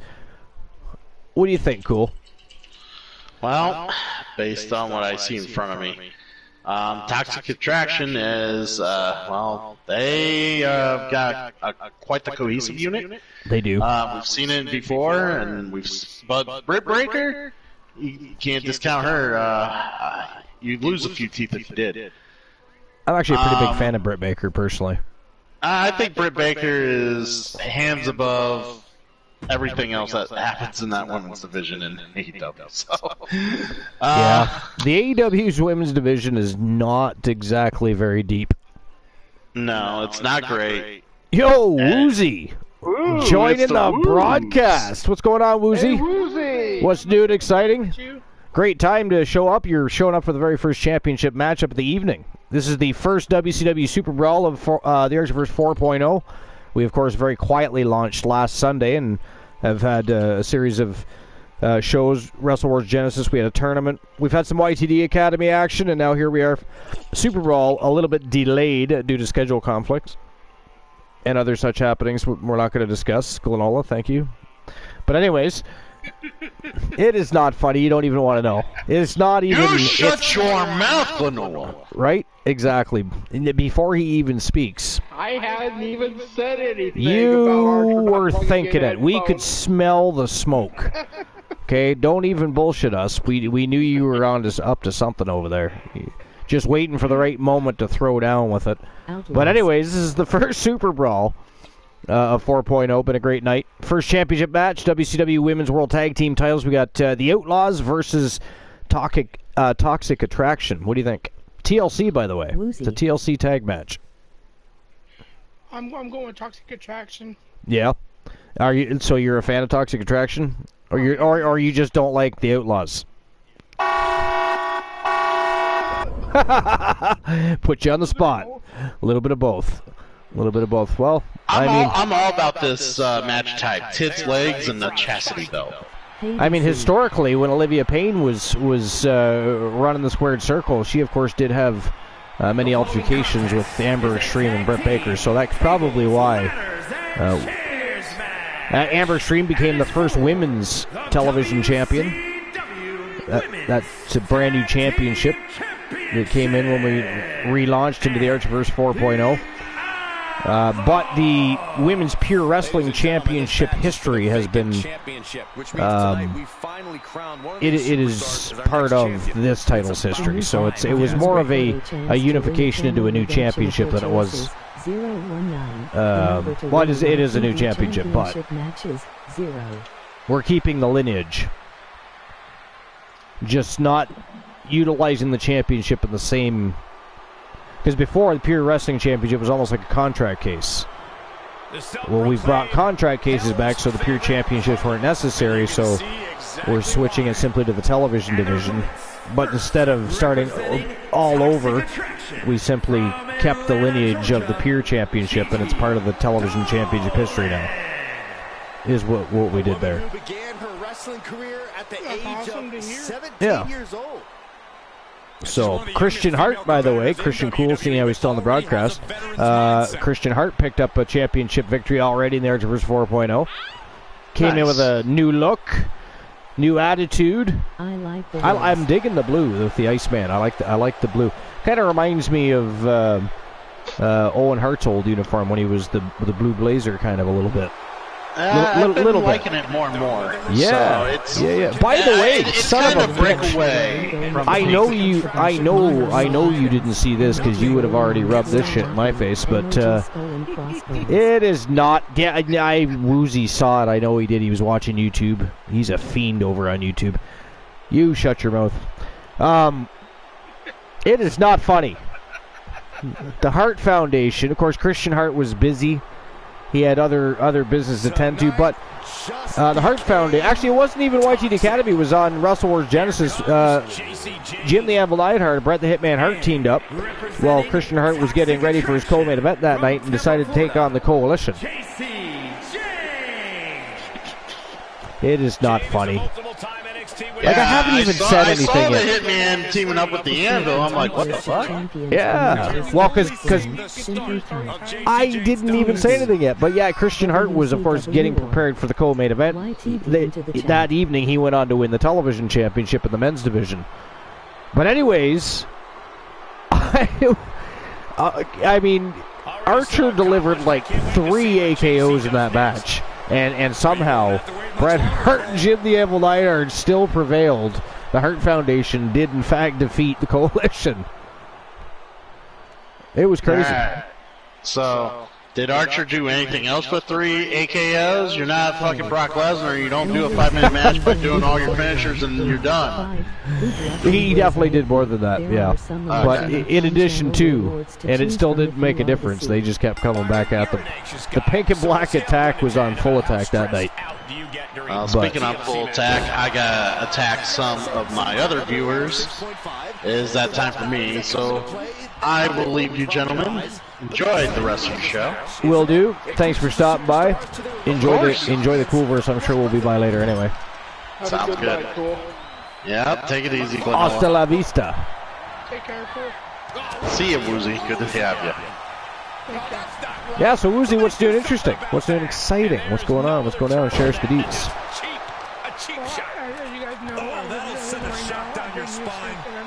Chicago, right? Yeah, okay. I can't remember if we already verified that with you or not. We were talking about it the other night, and I couldn't remember. I was pretty sure you moved to Chicago. Yes, I got something right. I should write that down. My wife would be impressed. It is not funny. Why are you always, why are you always laughing at me like that? Am I just your amusement for the evening, your entertainment, your punching bag? How dare you? You came onto my show. I made you one of the co-hosts of the most of my show, or actually, the People's Show, our show. How dare I? I'm taking full credit here. You should ban me? What you should not do is put that out there, because people like Soul Embers are lurking. It's not funny, because they are very villainous and they have a lot of Archerverse bucks. And they haven't yet figured out, apparently, for some crazy reason, that, you can ban Glenola, you could ban Woozy when he's here, you can ban Cool.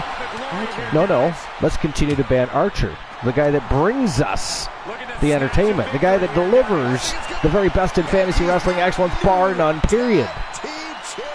The most must-see show on Twitch TV, YouTube TV, any TV, all networks, doesn't matter, bar none, period, the very best wrestling promotion ever. And you ban me. That is, and somebody won that already? Wow. Holy shit, the Outlaws won that fast? Did that match just started? What happened? I wasn't even watching. Were you guys? What the fuck happened? Would they just... Did anybody see that match? I'd like to take a moment. What? No. Who gave me a... Woozy. Woozy, you and I got to work on our communication. Your first night back in how many weeks, and the first fucking thing you do is trap me in a swear jar? You giggling Pillsbury Doughboy. You realize you're not the Pillsbury Doughboy. You're not white, you don't have a chef's hat, I'm sorry. Well, I mean, you're white-ish, but you're not that white. And you don't have a chef hat, you don't have a blue little collar. And, nobody, by the way, is poking your belly. Giggler. I'm going to call you Giggler. If you were a superhero, your superpower would somehow be giggling. And you would just, blast people with sound waves. It's gaslight. Okay, swear jar activated, and it... Thanks, DC, but I already fucked up. I appreciate the warning, but I wasn't paying attention to that or the match. That's my other question. Did anybody see that match? No, I really didn't. I don't even know what happened. We didn't even get a chance to call that match, talk about that match, make any comments about it. I don't even know what happened. But apparently the Outlaws are the new WCW Women's World Tag Team Champions, so what the hell? Congratulations. I don't even know what else to say. That is damn fast. Holy shit. I will say, in your defense on the swear jar, I saw the swear jar pop up in the chat. Oh, DC caught some of it. DC's like, some of it, then it was over. Yeah, well, for us, it was just ding, ding, ding, and the winners and new. I was like, what? What do you mean winners and new? Nothing happened. Wow, that was incredible. All right. On to the next match of the night. This is for the brand new WCW Women's United States Championship. Alice Blade, of course, won the opportunity to be on SuperBRAWL tonight, and she is facing Ronda Rousey in the inaugural, and I think that's fitting. She claims to be the baddest bitch on the planet. She's definitely one of the most famous athletes in America, so Ronda Rousey, Alice Blade, Women's United States Championship on the line. I think this is going to be a fantastic match. And by the way, the mother-daughter duo looked good in their match in YTD Academy. And by the way, speaking of match in YTD Academy, did anybody see Team Honeybee Wrestling and Team Infinite Oni? Their superstars, of course, are now a unit. They are a tag team. So January and Honeybee, they're called Winter Swarm. They've already had 2 matches in the tag team division, and they are now officially the YTD Academy Women's Tag Team Champions. They beat the Wolfpack Gals. If you haven't seen the match, if you don't believe it yourself, go check it out. It was a fantastic match. Incredible. But we now have new YTD Academy Women's Tag Team Champions, and they are known as Winter Swarm. So, Sir Jack says, the real deal. All right, so I'm going to get this match started. Then a bunch of nonsense is going to take place, probably because it is not funny. Why are you still laughing? Did somebody tell a joke? Am I wearing a G-string out of your mom's underwear drawer? I mean, what are we laughing at here? How dare you, sir? But anyways, there's probably You are just one funny fucker tonight. Jesus. Glenola, you were going to have to put a leash on this man. We need a muzzle and a leash. He needs to be contained. He's out of control. He just comes back and he's out of control already. It's like letting a caged animal out of, and he's hungry. Before it begins. He's feeding off of us. knows. But anyways, there's probably going to be a lot of crazy crap going on because unfortunately I must take a sabbatical because some laugh it up, Woozy. Some good citizen did you a favor. Some trolling, insubordinate member of our community decided to trap me in a swear jar. So I am banned from the next match. Enjoy the match, though. It is going to be a fantastic match. Inaugural United States Championship matchup. Alice Blade versus Ronda Rousey should be off the hook. Oh, look at that. So France with 2L. Hey, France, yo, are you moving to Washington? Hey, France. Sir Jack said something. I think it was Sir Jack said something about you moving. And they're going to take control of your wrestler for now or something. Play. I don't know. On Wozayat V, your numbers are 8, 6, 7. Good luck on Wozayat V. Speed up the ban time doesn't work on a swear jar. From if you are the C. Didn't mean to redeem Swear jar is separate from the regular bannings. We made that rule a long time ago. That way swear jars weren't always, because people always reverse bans. Sadly, that doesn't work. So you can refund yourself that scene how you're a mod. That way I don't have to do it. I can just continue to be lazy. We also I can't do it on my phone. Glenola, can you refund him on that? We also removed the what was it called? The God Complex or whatever, where you could reverse anything, because people it was being used left and right, and anytime somebody spent Archiverse bucks, and as much as banning can be a pain in the ass, it's part of the show. It's part of the it is what it is. So basically the swear jar is the guaranteed ban Archer. Or whoever they catch in it. But it's always me. It's always me. I have not... You know what? Can anybody recall a time that Glenola was issued a swear jar? I don't even know if that's been a... Has there been attempts? That used to happen quite a bit. Yo, Mr. T! In the house! What's going on, Mr. T? 23 months. One of my Tekken characters to use in the Archerverse because I haven't made the Mr. T, I will be back. I am going to be taking a short sabbatical. I was caught in a swear jar, so I'm going to be banned during this matchup, but we're going to catch up as soon as I get back. But thank you very much for the subscription, Mr. T. Appreciate you. Mr. T, of course, the silent assassin. The Archiverse creates logos for us, emotes, and a bunch of other things. Been a supporter, follower, subscriber since the Archiverse 1.0. So do make sure we give a shout-out for Mr. T. Do the shout-out and the regular shout-out. Give both, if you will. I believe he has his own custom command, too, !T. If I'm not wrong. But anyways, let's get without further ado, let's get this matchup underway. We've been waiting for a while already. It is Alice Blade versus Ronda Rousey, Women's United States Championship on the line. Let's go. You won't regret it. So am Together we will grow strong. Okay, and I'll be back. Well, after the match. Enjoy the villainy of Glenola and Woozy. I have no idea what's going to happen. Yeah, if it's anything like the previous matchups, it may not take long. The following contest is an Extreme Rules match and is for the WCW Women's United States Championship. Making her way to the ring, representing I haven't seen you in forever. How better finish to celebrate coming back? The real deal, Alice Blade. This is it, guys. The Actually, title is up he's for better grabs by here. forcing Archer to ban Enjoy. himself. Highly anticipated title defense in recent memory. Said shit. Not even a minute into the square jar.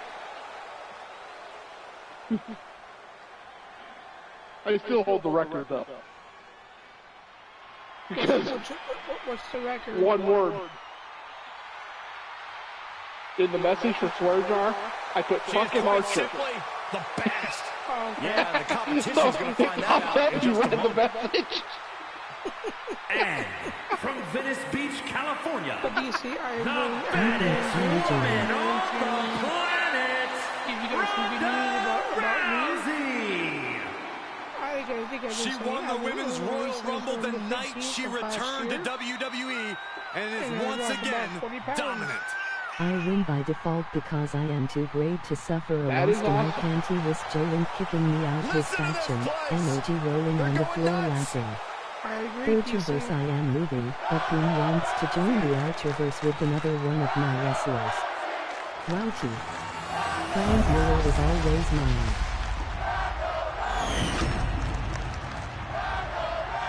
That A is fully great, competent Lucy. I'm challenger in proud their of you. corner.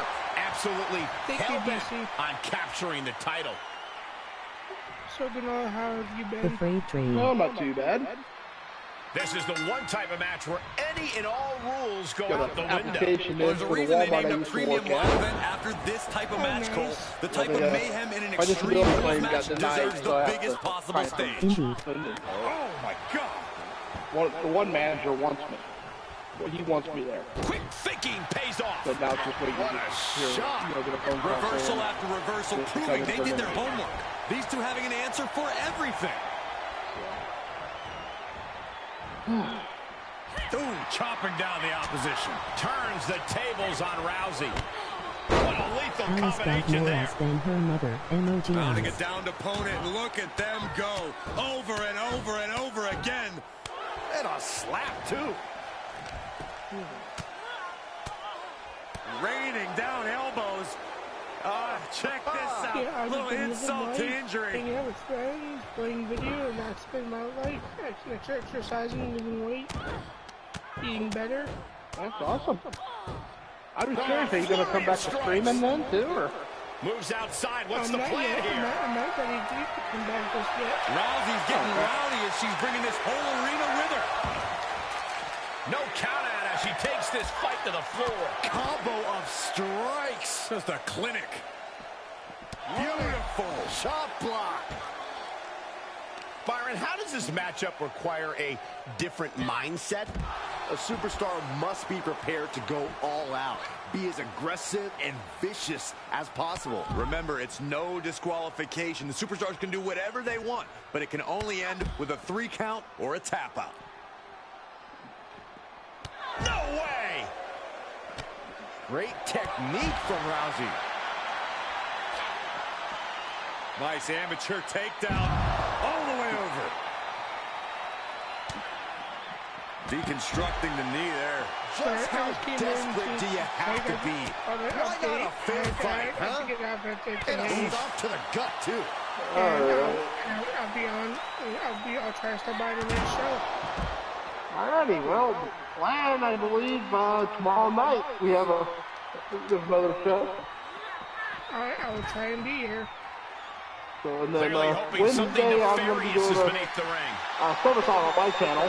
Kendo stick impact. I have to go soon. And she's clearly got devious intentions in her mind here. It's good to hear from you, Damage Ruby. is just Take going care to of yourself. keep on coming, but you can't find the defense for this.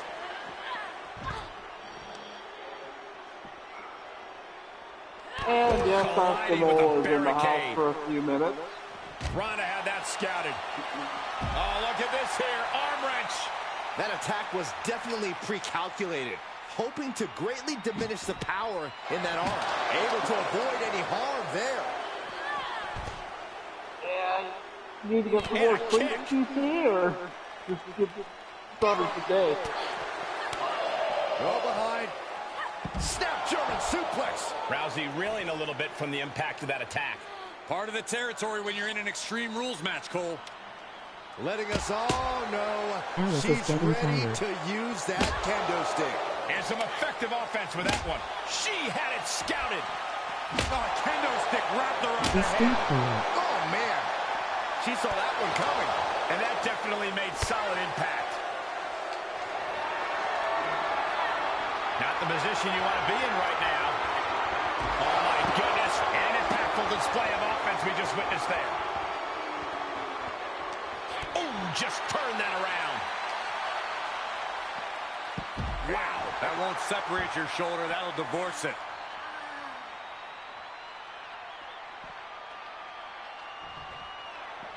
Catches a punch.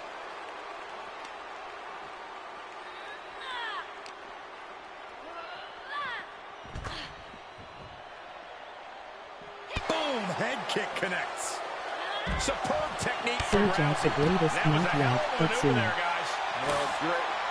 Rearranging The our new ringside jackpot furniture number here. for a chance to win a channel Really redemption of your announced that. choices. What a mess. 019. The number to win a YTD championship matches. 0. You can't take much more of this. She's been on the bad end of a beating here, and it's starting to show. Uh-oh. Shutting that down with the back elbow. Boom, what a roundhouse. Thrown back in under the ropes. She Don't may forget, be you have just one already move away your from flavor of the defeating them. bottle. 019 gets you a channel redemption. And that Zero by may have zero. ended Rousey's night. She took the YTD I don't know championship how much back. more she can take. I don't know if there's more you frustration gotta or get within desperation in the 50. ring now, knowing that you've tried to end this and failed. You could end up winning both. With the championship on the line.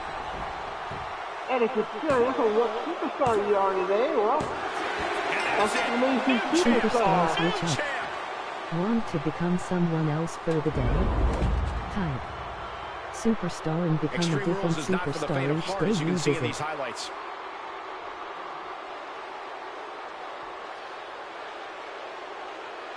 Windblade.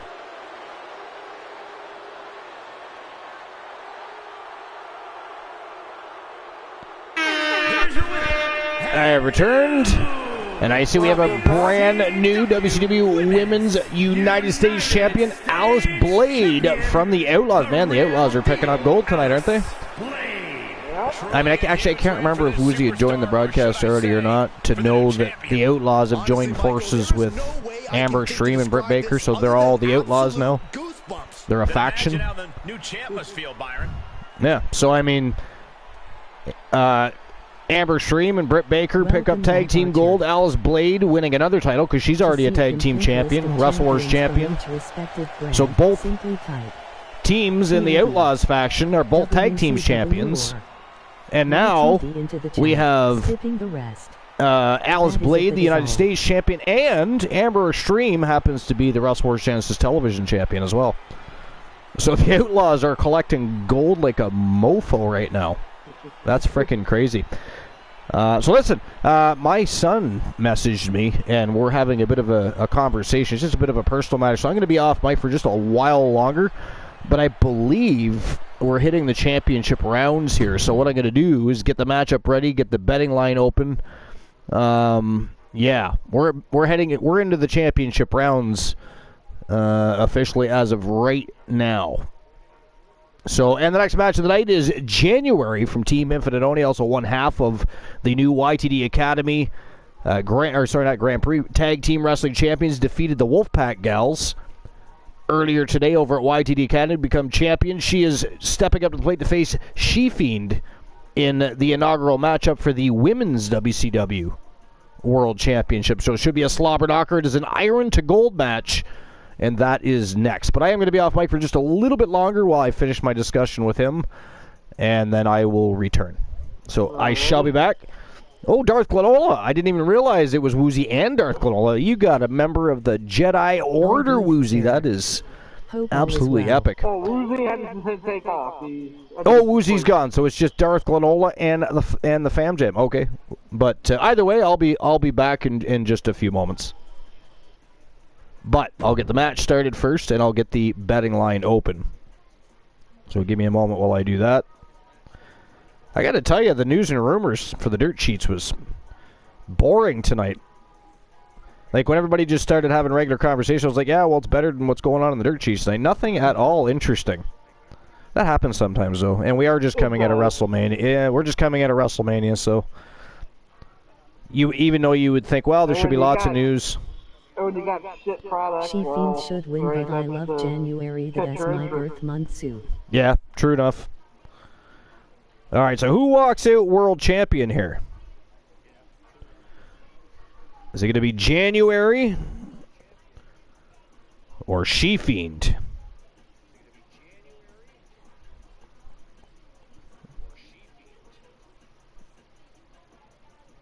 I'm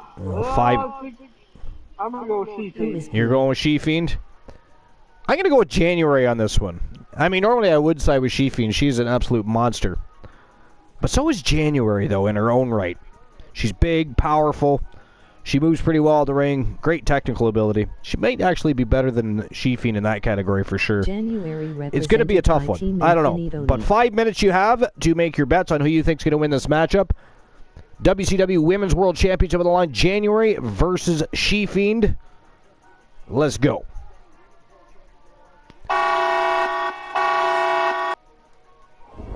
All right, and I will return in a few momentos.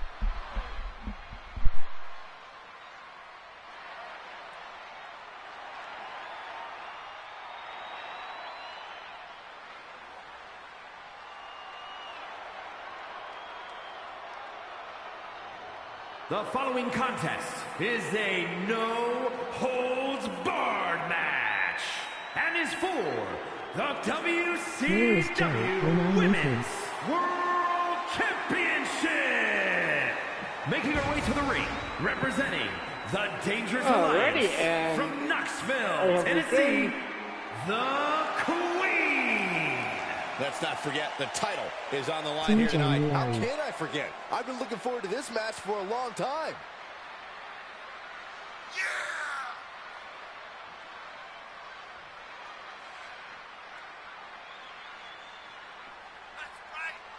Thank you to it.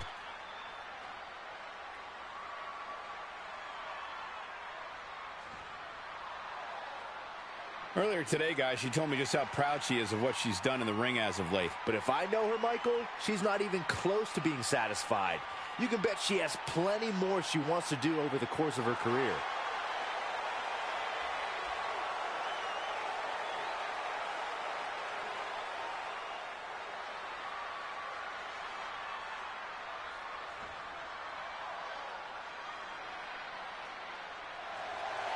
Well, I don't have my VPN, so I can't put points in.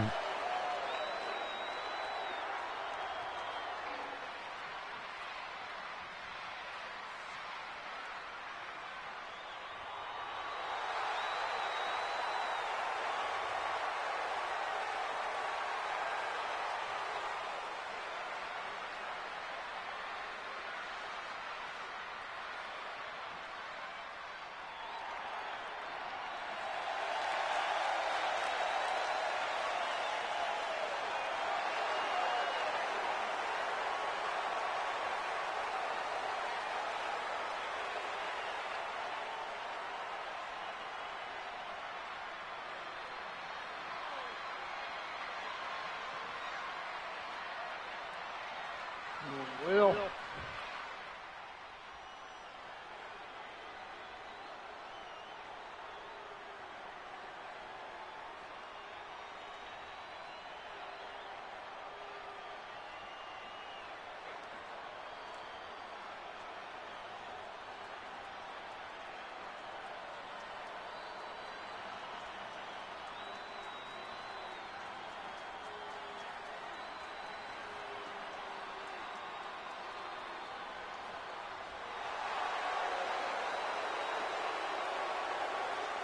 All right.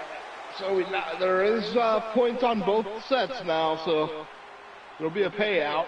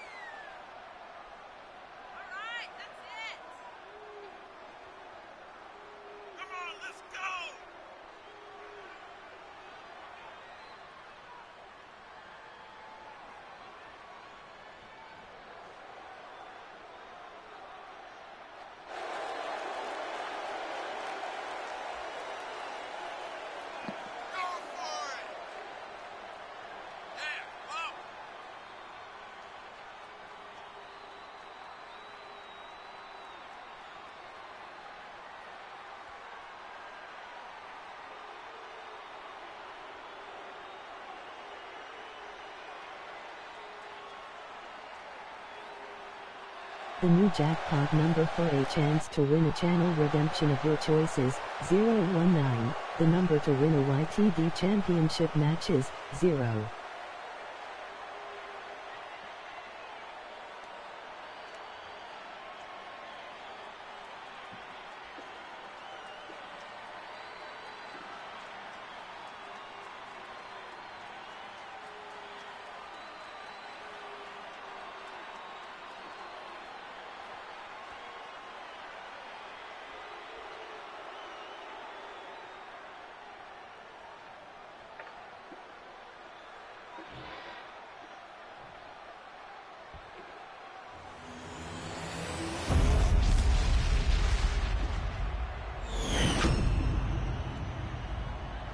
Highly anticipated championship match set to begin.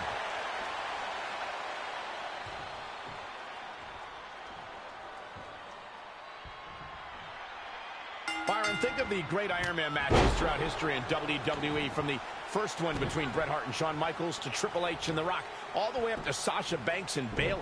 These classic matches are deeply personal and serve as a bare-bones test to decide which superstar is the best.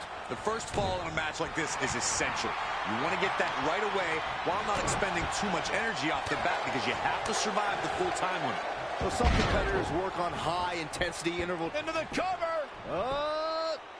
She still fights out in one. These one counts are going to get harder and harder to kick out of. That's how you wear down your opponent. Just cranking the head. This maniac's out of control. She now has gotten herself into a distressing spot. She's got to reestablish herself back into the match now. Pacing yourself is the name of the game when it comes to the Iron Man match. Cover! 2! She gets the shoulder up. This is no time to hesitate. You can feel the end coming. Oh, a great match going on here.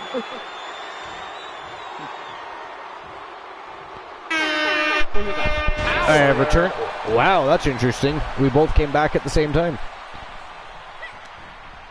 Anyways. I've been Oh, were you? Yeah. So I was just having a brief conversation with my son Milo's dad, but now he's not responding. So I figured I may as well jump back on the program. He'll get back to me when he gets a chance. So, yeah. But anyways, Iron to Gold match, United States Championship on the line. Very interesting. But I do, I was going to dive back into dirt sheets at some point, but I've decided against it because it just wasn't interesting enough. So, I do have a list. No. It's from the Sportster, and it's Jacques Martin. I don't know if we've read any. Have we read Jacques Martin articles before? I don't know if that sounds familiar or not. But anyways, it's from the Sportster. And we all, quite often read their articles, so. And it's ranking the 10 greatest factions in wrestling history. I think I might actually have that one. Now, immediately the word ranking is, incorrigible. It's incorrigible. But we'll see what happens here. Right? And of course, on this article, right at the top, they have like a picture of the NWO and the Shield on there, so we know they're going to end up in there. I still question the Shield thing. We'll talk about that when we get there, but I don't know. I don't know. Sorry, the one I have is muscleandfitness.com. Muscleandfitness.com. Oh, we should compare them. Anyways, I'll do this one. So it says WWE, WCW, and New Japan Pro Wrestling have some of the greatest factions ever. NWO, DX, the Hart Foundation, and more are on this ranking. Now, this was done in 2019, just for a heads up. It was published June 3rd, 2019, so it's a few years old, but not like a lot's changed since then, to be honest, and as far as factions and tag teams go. Oh, and mine is just only WWE. Oh, it's just WWE? Okay. While getting ready to go to the doctor. So it says, a professional wrestling faction can be a very special thing when done correctly. Finding the right performers and proper persona for a group is important. However, the chemistry between members is often what distinguishes a great faction from a forgettable one. Below are 10 examples of stables that had some or all of the ingredients that it takes to succeed in the world of sports entertainment in an attempt to separate the great from the truly elite. We have decided to rank the top 10 factions the wrestling world has ever seen. Now, I'm assuming by ranking this is their personal opinion ranking, I'm thinking. Because they don't say anything about a poll or, reaching out to fans for the list. I'm assuming it's there, but ranking it is. Number 10 is the Dangerous Alliance. The Dangerous Alliance was a faction founded and led by Paul Heyman in 1987. Back in those days, Heyman went by the name Paul E. Dangerously, hence the name Dangerous Alliance. The group started out in AWA, but reached the height of its popularity in WCW in the early 1990s and later reformed in ECW. In truth, the faction never stayed together or in any one place long enough to build the kind of lasting legacies some of the other groups on our list have. However, it did have several high-profile members, including Rick Rude, Arn Anderson, and Medusa. It also helped launch the career of a man who would later become known as Stone Cold Steve Austin. Number 9, the Wyatt family. So, led by the enigmatic leader Bray Wyatt, the Wyatt family was one of the most frightening factions to ever set foot in a wrestling ring. The cult-like group consisted of large bearded men who looked like something out of a horror film. The core members were Bray Wyatt, Luke Harper, and Eric Rowan. However, other stars like Braun Strowman, Randy Orton, and even Daniel Bryan were involved at one point or another. While all the core members of the Wyatt family were convincing in their roles, it was Bray Wyatt, particularly his mic work, that stood out. The group provided a platform for Bray Wyatt to prove he was a main event talent and positioned the other members to have noteworthy runs in WWE. I believe we just had 2 straight pinfalls by the She-Fiend, did we not? I am almost positive. Did anybody else? I'm pretty sure I heard the bell ring twice, and I'm pretty sure. Yo, Joe, don't pretend you're working. And Mr. T, thank you for the welcome back, and thanks for stopping by. Appreciate you being here, my friend. Did you see the matchup where Demolition won the tag team championships, by the way? I think I sent it to your Discord DM, I think. I know I sent a picture for sure. Or maybe I sent the video and not the picture. I don't know. Maybe I sent both. DC says, I'm partly lurking while getting ready to go to the doctor. Yeah, it was a fantastic match, yeah. Very, very enjoyable. It was just cool that Demolition became the first champions of 4.0. I was pretty excited about that. And they continue their status as the winningest tag team in history. Because they're at 12. They're at 12 now. 12 tag team. I believe Glenola figured it out to 2. He'll stand me corrected if I'm wrong, but I believe it's 2 YTD tag championships and 10 main roster championships now. Yeah. Or at least 1 in YTD and now at 11 on main roster. I don't know. Something to that effect. Either way, yeah, holy crap, exactly. It's phenomenal. Yep. So, yeah, where is Joe? Why is Joe not paying attention to us? How dare he do his job? We do not pay him to do that. That is gaslight. Laziness, if you will. It's obviously worth everything. Obviously worth every drop of sweat on the ground. All right, so number 8 on this list is the New Day. So it says, historically, comedy factions haven't fared well in professional wrestling. They tend to get stale rather quickly and usually have limited upside. That being said, the New Day has stayed relevant and remained popular for several years now. The trio, which formed in 2014, consists of Big E, Kofi Kingston, and Xavier Woods. In total, the New Day has won the WWE Tag Championship 5 times. I believe that's actually 6 now, but 5 at the time. This was 2019, so recently Kofi Kingston won the WWE Championship, which has heightened the group's profile. While Kofi Kingston is getting a main event push, it will be interesting to see if the New Day can continue to gain momentum or if they wind up going back to becoming mid-card comedy faction. If they can stay hot, particularly Kofi Kingston, the New Day could end up further down the list in short order. Well, Kofi Kingston didn't get nearly the run I thought he might.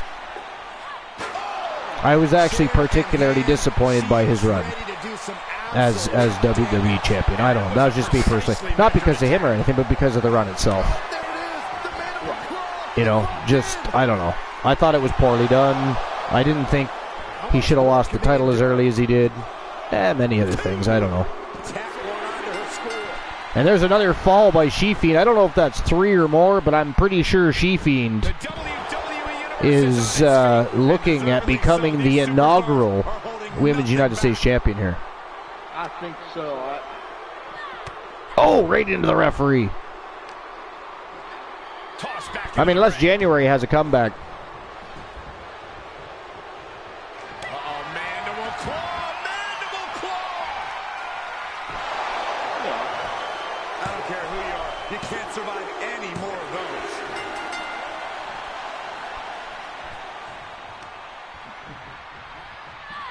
Yeah, it wouldn't be impossible. I mean, we see it happen. Exploder suplex. Yeah, well, we definitely have seen it happen. I'll just be one moment. My son just messaged me back. I won't take a break. I'll just mute and message him back real quick. Give me one moment.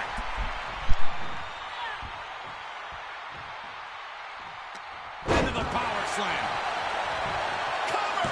Kicks out after 1. The fact that these superstars can still be moving at this point is beyond the realm of reality.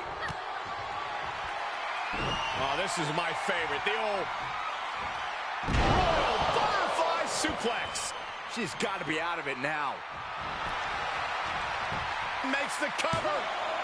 Good shot that she kicked out. You and I both, Byron. And you see a perplexed look now for how such impactful offense couldn't gain a pinfall. Thunderous power slam. Producing consecutive attacks. This is frightening strength here. Bam!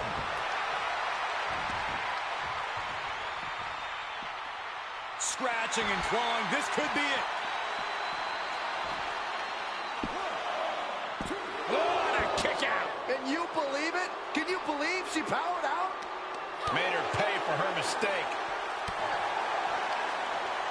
Blow to the abdomen, gets them out. Oh, look at the start of this. Could be going into the playbook for submission. Uh-oh, she needs to hang on. If she taps out, she will be down. And there it is, the tap out. And that will earn her the fall. She's still in this and scores the late fall.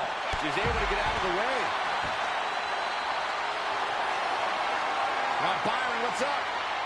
Oh, we're about to find out. Oh, my goodness. Okay, I'm back. Sorry, he's having a bit of a rough go, so I'm just chatting with him to make sure he's okay, etc. So, yeah, doing the father thing. RL calls. He likes to do that from time to time. But January attempting here to make a comeback, but I don't know if she's got enough time because she is. I'm pretty sure She-Fiend has 3 falls. And she's showing that she still has fight. Almost positive. And give it up to her. Still going Could be more. here, despite the grueling toll Unfortunately, this match is taking on her. as it is, Joe Link is actually working, which is fairly disturbing at this point. And or maybe just because we haven't been paying attention, but... And there's another fall by She-Fiend, that's what I'm saying. There's no way January's Kai, as good as she is, as formidable, and man, is she a powerhouse, not to mention. And look at that. Wow. She-Fiend is just all over her now. All over. This one's over. Had that telegraph, but can it be capitalized on? A minute 18 left. I just don't see a light at the end of the tunnel here for the coldest bitch on the planet. But she was up against the most monstrous bitch on the planet. So, there's that. Flashes of control, but not on that one.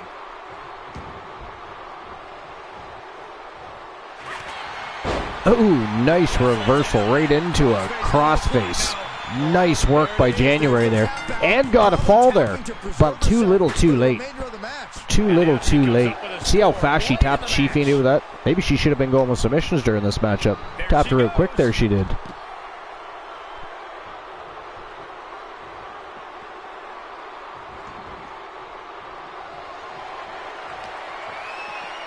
"30 seconds left of this matchup. This iron to gold. What a matchup it's been. I mean, what I see, I mean, there was parts of it I didn't see. Like I said, I didn't really know the exact, like who had more falls, but. And there's another fall by She-Fiend. Wow. And she scores a fall. 10 seconds to go. And January in a heap of trouble.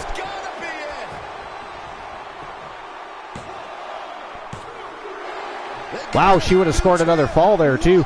But that is it. That is all, ladies and gentlemen. The winner of the Iron to Gold matchup and new and inaugural WCW Women's United States Champion.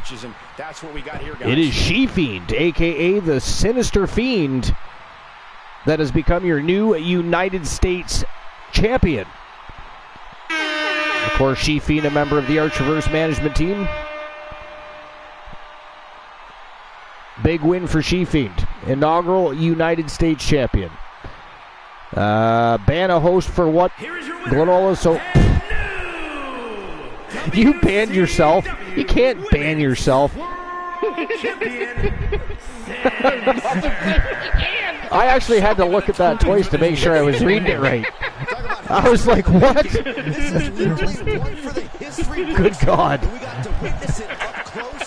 DC's like, he just did.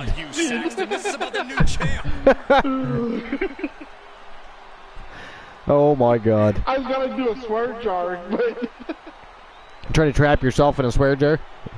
Yeah, you beat your swear jar. But did you know about your swear jar even? I didn't know there was one on. Yeah. It was Woozy, I think. I missed it. Yeah, he gave you one and you beat it. Damn it. No, sorry, it was DC. Wow, it was it was DC. I thought it was Woozy. Here I am blaming Woozy. It was DC. I told him to be careful. All right, now we're moving on to the co-main event of the evening, and look at this one, Weapons of Mass Destruction. I'm sorry, DC. Weapons of Mass Destruction versus the Wolfpack. And, of course, it is Tony Stone and the man called Drek. Why? One half of the Weapons of Mass Destruction. The other half, of course, Big Bubba Bruno and Mitchell Vaughn. Taking on the reigning, defending, undisputed WCW World Tag Team Champions. Members of the Wolfpack from Team Life is Great and Team of Froggy Mothlegs. It is Bat Dexter and Kyle Riley. And, of course, the management teams for the man called Drek and Tony Stone. Shadows. All love, baby.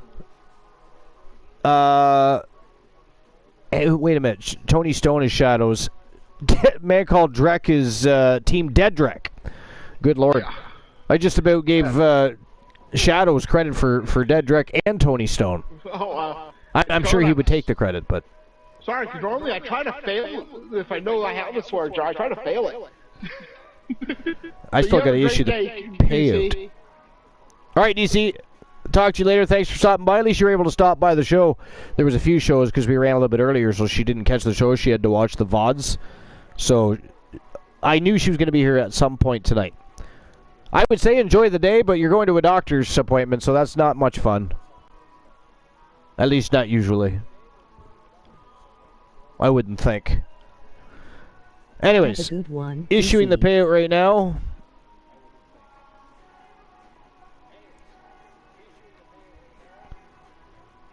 She-Fiend was the champion, and 1,510 Archerverse bucks are being issued.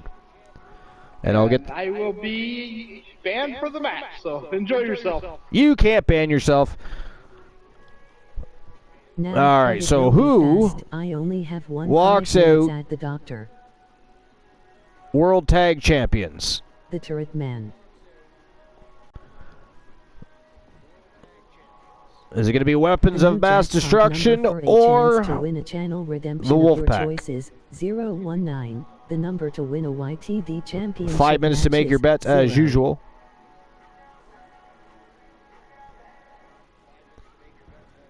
And there we go. Bang lines are open, and here we go. Co-main event of the evening. Weapons of Mass Destruction versus the Wolfpack. WCW World Tag Team Championships on the line. Let's go.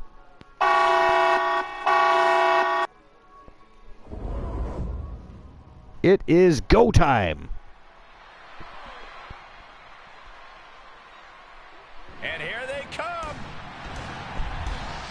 All right. I'll get back to my list in a moment.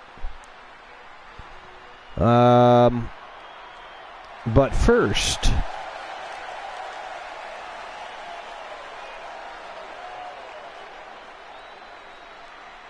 Glenora. oh, whoopsie. Look at that. I sped up Glenola's band time. Isn't that a bummer? Become someone else for the day? I ruined his search for Oreos. Become a different Guys, I cannot superstar overstate each the day you importance visit. of this match here tonight. Of course not, Michael. Anytime the tag titles are on the line, the match takes on a whole... And clearly he's on a bathroom break. He doesn't even realize I did that. 8,000 Archivers bucks on the line so far. Wait a minute. 8,000? 8,000 on who? On the Wolfpack. That had to have been Glenola. I was betting. You got just over 3.5 minutes to make your bets. There's 8,000 Archivers bucks on the line. So, I mean, even if you drop 10 Archivers bucks, 100 Archivers bucks, if you think that the Weapons of Mass Destruction, led by, of course, the YTD Academy Grand Prix champion, Tony Stone, can defeat the Wolfpack, you could win yourself a pile of Archivers bucks here.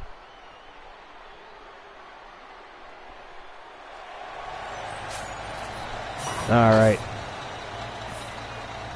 So again, not a bad evening, considering we're definitely running a show on a night we normally wouldn't. Sometimes a tournament or something of that nature, but we generally speaking don't run a regular season show on a Monday night. Tuesday has definitely happened, but not Mondays. So appreciate everybody that stopped by this evening. Probably after watching Monday Night Raw, before you're going to bed. Perhaps you're just getting up ready to go for work. Either way, appreciated. I mean, the relaunch of the Archiverse into the Archiverse 4.0 so far has been phenomenal. A lot of great support. All you villains missed the Archiverse TV while we were on our hiatus, apparently.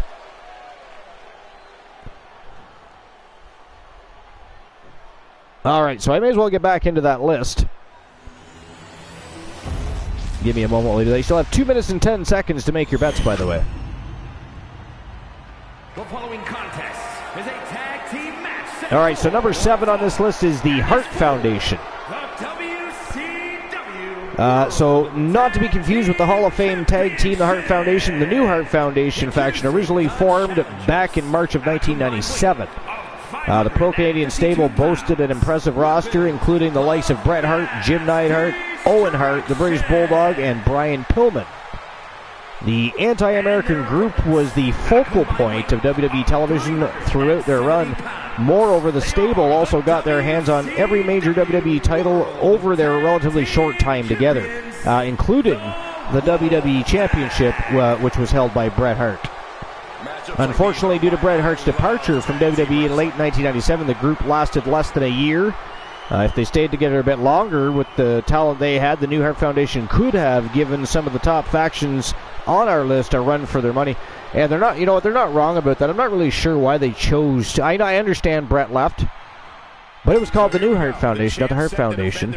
And you still had all those great people there. And they could have done so much more with that, and they just dropped the ball really big. And I think just out of spite, because, even though Bret was told to go, he actually left. But anyways, number 6 is Evolution. So Evolution was the dominant faction in WWE in the mid-2000s. The group was led by Triple H and included big name stars like Ric Flair, Batista, and Randy Orton. They were a heel or villainous stable who liked to bend the rules. In truth, the group was essentially a revised WWE version of the Four Horsemen, and even had the latter's leader, Ric Flair, as a member. Evolution has a main, or sorry, was it? It actually says has a main event level faction which held most of the major titles. So I'm supposed to say was, not has, and was the centerpiece of WWE television at the time. I mean, that kind of goes without saying when you say that, you know, they had, you know, Triple H and Ric Flair alone in that group. Of course, they were centerpiece of television. Kind of goes, it does go without saying. So while WWE tends to overrate the faction's impact, the group was still quite successful in solidifying both Randy Orton and Batista as main event players. Funny thing is, I was never that big of a Batista fan. Always liked Orton. I mean, in the beginning, I was, you know, when he was still green, and I thought, oh, I hope he does improve, because at this point, it's almost like, you know, he was not bad in the ring, but he wasn't great on the mic yet. He was okay on the mic, but it was like, oh, he's Cowboy Bob Orton's son, and, you know, all of that jazz. I don't know. I honestly, when he first came in, very at the beginning, it wasn't too bad. I could probably get behind this kid. Yeah. And then he had that shoulder injury. Haymaker connects. And they started doing all those weekly, you know, follow-ups. He's a projectile now. I got sick of it so quick. Yeah. I get it. And I couldn't get behind him. That's why I have so much trouble getting behind Randy Orton. I mean, I like Randy Orton now, like now, but yeah, right after that, when I was the same way. I just couldn't stick my teeth into it, if you will. But it wasn't until later on when I started to more appreciate Randy Orton. Like, obviously, as he started to become clearly the best heel of all time. But initially, like you said, after his initial opening run, when he came in as this green son of Bob Orton, and then when he first joined Evolution and slowly became the Legend Killer, I did not enjoy any of that. Yeah, I'll be honest. He needs to find his way back into the ring. Weekly update thing could have worked for somebody, you know, like Triple H, Ric Flair. Even Batista, though, that would have been maybe a little bit borderline on Batista. Yeah. You know, so you needed somebody that was there. The audience had time to get invested in. I understand the sentiment, but now is not the time to they bask cared in what, disbelief. you know, when he was coming back. Yeah, no, you're not wrong. Like look at, like, for instance, when people are gone for a significant amount of time, people like Triple H when they returned, or, you know, anybody like The Rock, anybody for that matter. But I mean, yeah, I don't know. When you're off television for a fairly short amount of time and you just, Not looking good at all. I don't know.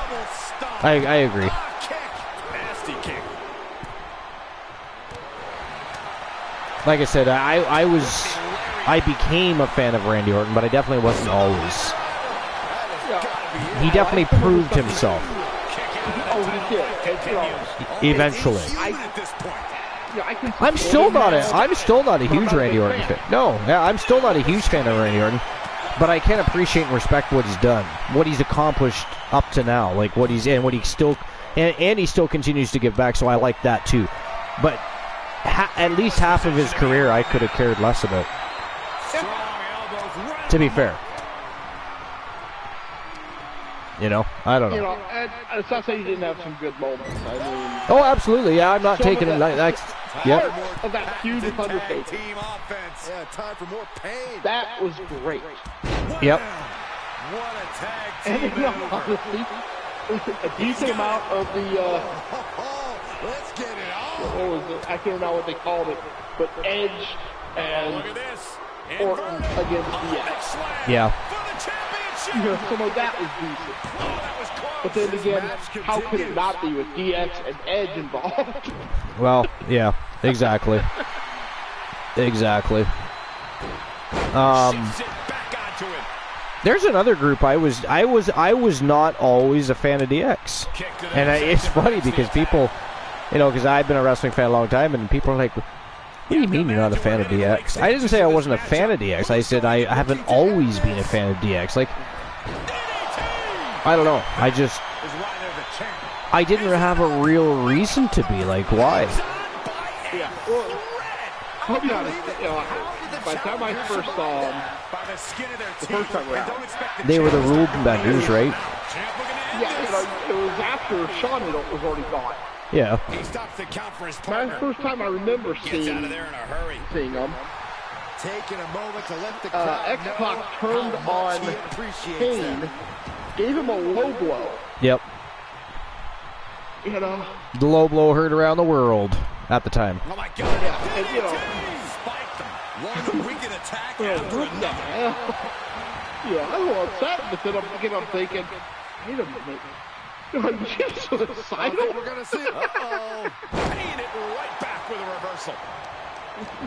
Yeah, I don't know. You really want the big red monster coming at you?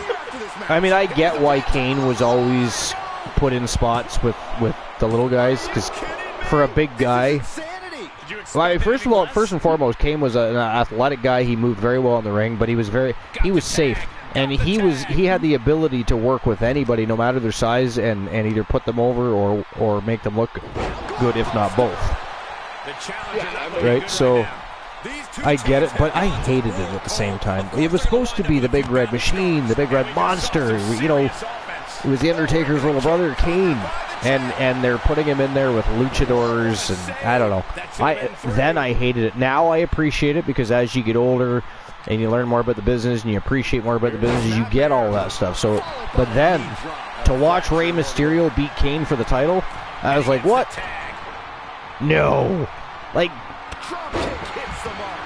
Kane would just sit on him. What if Kane sat on Rey Mysterio? He would just pin him. Like, well, what's Rey gonna do if he sat right on his chest? Yeah, there is something to be said for speed. Yeah. Oh yeah. You strike him 10 times before the other person gets a hold of him. And they're not getting a hold of you because you're moving fast enough to get out of their way. Oh, look at that! Wow, it's over already, ladies and gentlemen. The winners of the match, and still WCW World Tag Team Champions from Team Froggy Moth Legs and Team Life is Great. They are Bat Dexter and Kyle Riley. They are the Wolfpack, and they are your WCW World Tag Team Champions, still and undisputed. And officially undisputed. I did call them undisputed when they come out, but they are now officially undisputed after winning 2 times. They won the titles and defended the titles successfully. They are officially undisputed champions. Huge win for the Wolfpack, so congratulations, Glenola. But you know who else has been impressive tonight is the Outlaws. Oh, yeah. The Outlaws, so Britt Baker and Amber Extreme. Britt Baker doesn't have a title, but Amber Extreme is the Wrestle Wars Genesis television champion. And then you got Alice Blade just become the Women's United States champion. And they also, Alice and Akira, the mother-daughter duo, they also have the Wrestle Wars Genesis World Tag Team Championships. So, I mean, they're collecting all kinds of gold. I mean, it looks like the Wolfpack has really paved the way for a number of factions. Not even in just the men's division. Weapons of Mass Destruction included. Although they did not complete their campaign tonight, there's also the other half of the Weapons of Mass. You got Big Bubba Bruno, Mitchell Vaughn. And you got Tony Stone. Again, they didn't win tonight, but Tony Stone is the YTD Academy Grand Prix champion. Successful factions everywhere right now, and again, I have to blame the Wolfpack for opening that door. How dare they lead the way to success? It is disgusting. All right, I'll issue the payout for that. Yeah, and you think about that, too, tonight. You've had 3 Wolfpack victories. Yep, 3. Some people are going to say, well, it's a Wolfpack-led program. Yeah, but there's no bias. I mean, there's no proof there's ever been bias. I mean, I of all people, when they first talked about buying WC, I mean, I was the first to call bullshit on that. I said there'd be bias, and there'll be there'll be favorites and all. And I said all that stuff, and there's been no evidence of that at all throughout the rest of 3.0 and now into 4.0. I mean, we've watched them go to battle against each other. So at this point, I just got to take them at their word. Yeah, I mean, that they are going to tournament. Genesis tournament. Poindexter versus War. And they did not take it easy. I think War went harder than he would against anybody else.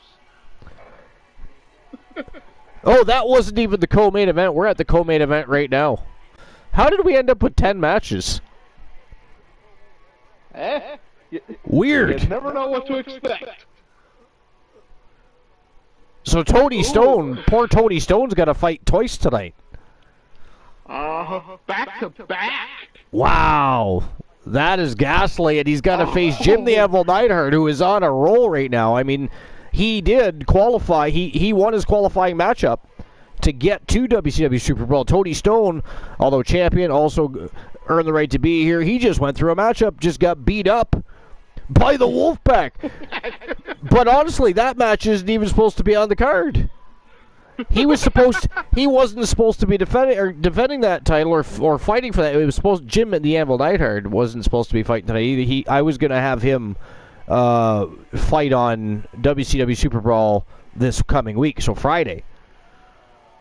Because Tony Stone had the title. He was going for the titles tonight. And now it's on there anyways. The unexpected starts already. And then as you can see, the main event of the evening, we all know that the Wolfpack invited Joe Link. They were impressed by his tenacity, by his formidability. And they invited him to SuperBRAWL. Now, what War didn't take into consideration is the fact that Big Bubba Bruno snuck in there and won that WCW title belt. Initially, the plan was to have War, the reigning defending Wrestle Wars Genesis World Champion, go to battle again with Joe Lincoln over the WCW title in an attempt to become a double champion, while Big Bubba Bruno snuck in there and won the title, so it is now a triple threat elimination matchup for the WCW World Championship. But first, apparently, we're going to have ourselves a best 2 out of 3 falls match with Jim Neidhart and poor Tony Stone. And again, just for the record, Shadows and Team Dedrick, once you see this VOD, that matchup was ixnayed and think about it. When do we ever have 10 match cards? We never have 10 match cards. They're literally set for 9. We advertise 9 matches per show. So I just want one more crazy thing to happen tonight. Like for some reason, Archer and Aldous come out separately as a tag team tonight. That was weird. They've never done that before. It was weird. But anyways, here we go. Best 2 out of 3 falls matchup. Tony Stone, who is the reigning defending undisputed YTD Academy Grand Prix champion, did fail at his attempt to become WCW World Tag Team Champions tonight, but now looking to become inaugural WCW United States Champion, but he's got to defeat Jim the Anvil Neidhart, who's on absolute terror in singles competition, and don't forget, he's still coming off a high. Him and Bret Hart picking up that win last Tuesday night over the Coalition. This could be very, very interesting. So now everybody got a free betting line tonight, because I again, when I saw match 7, January versus She-Fiend for the Women's United States Championship, I assumed, that was the beginning of the championship rounds. Little did I know, apparently, the wrestling gods decided that 9 matches weren't enough. So here we go. So who walks out U.S. champ?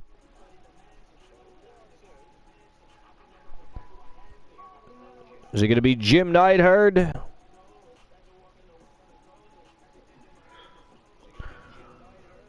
Or is it going to be Tony Stone?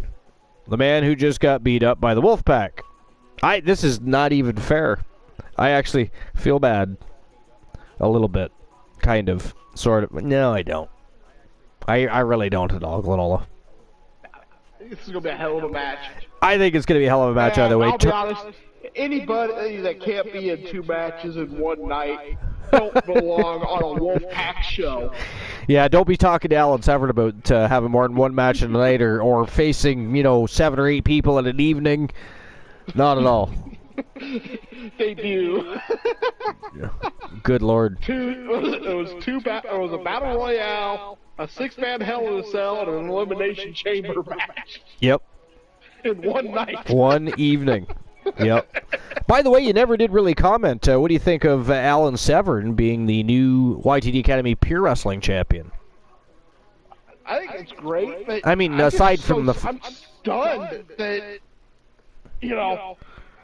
when I saw, in my notifications, Severn versus Knight or Damien, I'm expecting this is going to be a hell of, they're going to tear the place apart. Yeah, well, that's what I thought. That's what I was expecting. Anyways. And then, bam, it's over. Yeah, it was a little crazy. I don't know what happened. You figure Wolfman has had 2 matches in YTD. Is a 2 out of 3 4.0 started. And is for And they're both under a minute. United States Well, you're... was under 20 seconds. Yeah, it was like 18 seconds against Kevin Nash. Yeah, from Reno, Nevada. Of all people to beat in 18 seconds, Kevin Nash. Severn just goes in and annihilates him.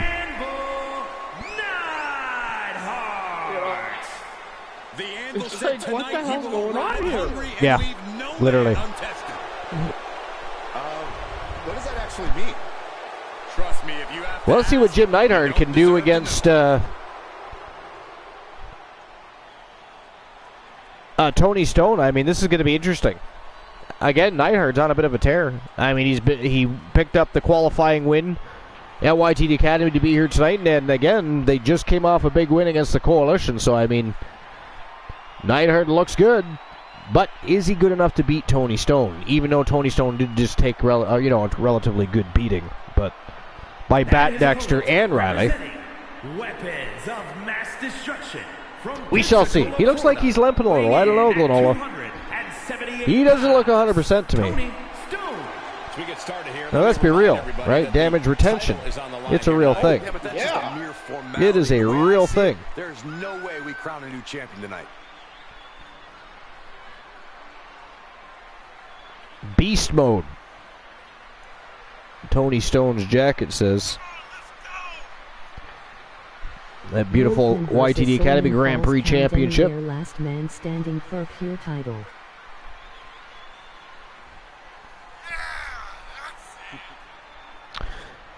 YTD Academy Grand Prix Championship up. Wolfman versus He always seems to have a great deal of respect for the Soulman. industry. Oh, you're going to give him a championship up. Falls count anywhere. Last man standing. Well, I think last man standing already is falls count anywhere, is it not? I believe it is, yeah. I don't know if I want to put it in there because I want him to be able to turn the roof off the place. Yeah, because you can be counted down outside the ring as well, so. True. I would love to see him destroy an office, destroy the challenger not interview area, the championship, and the champ is staring daggers right back at the opposition. Parking lot. Yeah, I mean the best was 1.0. The capability for the backstage fight was phenomenal. I mean, you guys were on top of a semi-truck trailer. I mean, yeah, I want that caliber of match. Yeah, exactly. That was phenomenal. All right, I'm going to take a short bathroom break, and then I'm going to finish that list off. Seeing how we have two matches. For a minute there, I didn't think I was going to get it finished. I thought we were at the main event of the evening. But the wrestling gods decided that 9 matches were not enough, apparently, for SuperBRAWL. It had to outdo Genesis completely by adding another matchup to the card. And how dare they? But anyways, I'll be right back.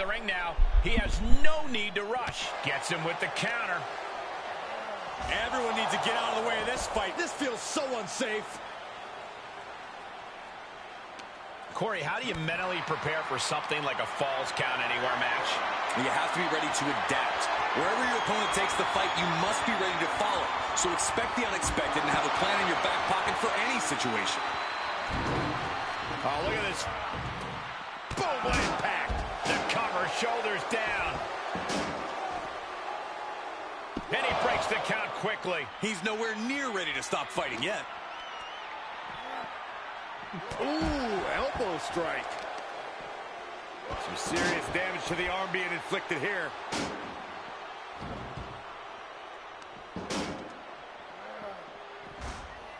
Flipping senton.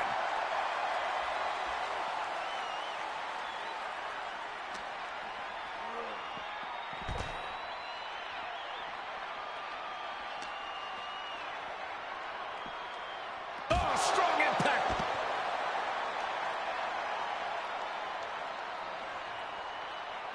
Bounced his head off the announce table. Very nice. And Neidhart dodges that one.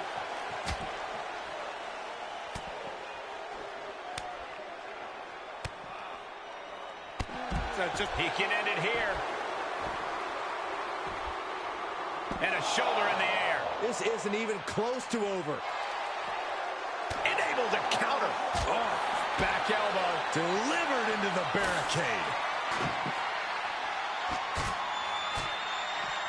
Oh! On the outside, look out, snake eyes! Turn out the lights, the party's over. Oh, what a right hook. Oh, man, meeting the barricade. Anvil got caught with a reversal. Oh, heavy tackle. It wasn't the height or distance that caused the damage, but they certainly contributed. Nice counter by Stone there. Big knee. And right between the shoulder blades.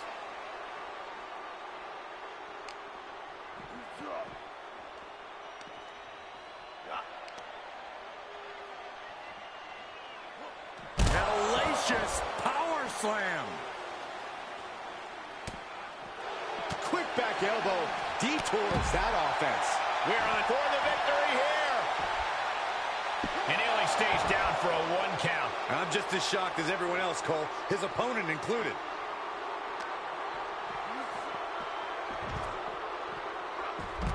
Avoiding contact.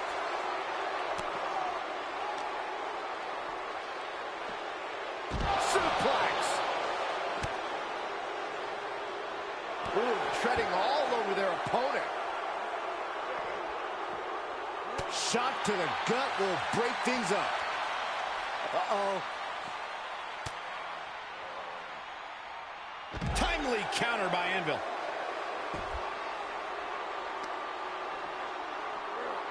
Oh, beautiful counter. And he slides him back to the mat. And we're bringing it back into the ring.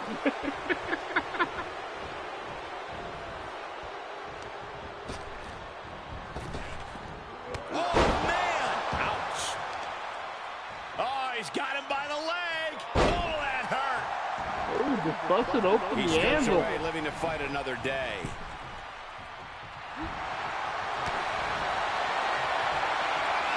Smart move. Roll out of the ring. Carol through the driver submission. Oh, man. Turns that into a devastating shot to the knee. He foiled that attempt. And both athletes showing that they have each other's number. And there's the cover.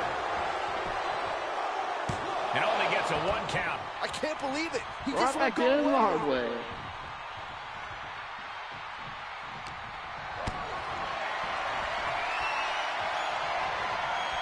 Put it in position now.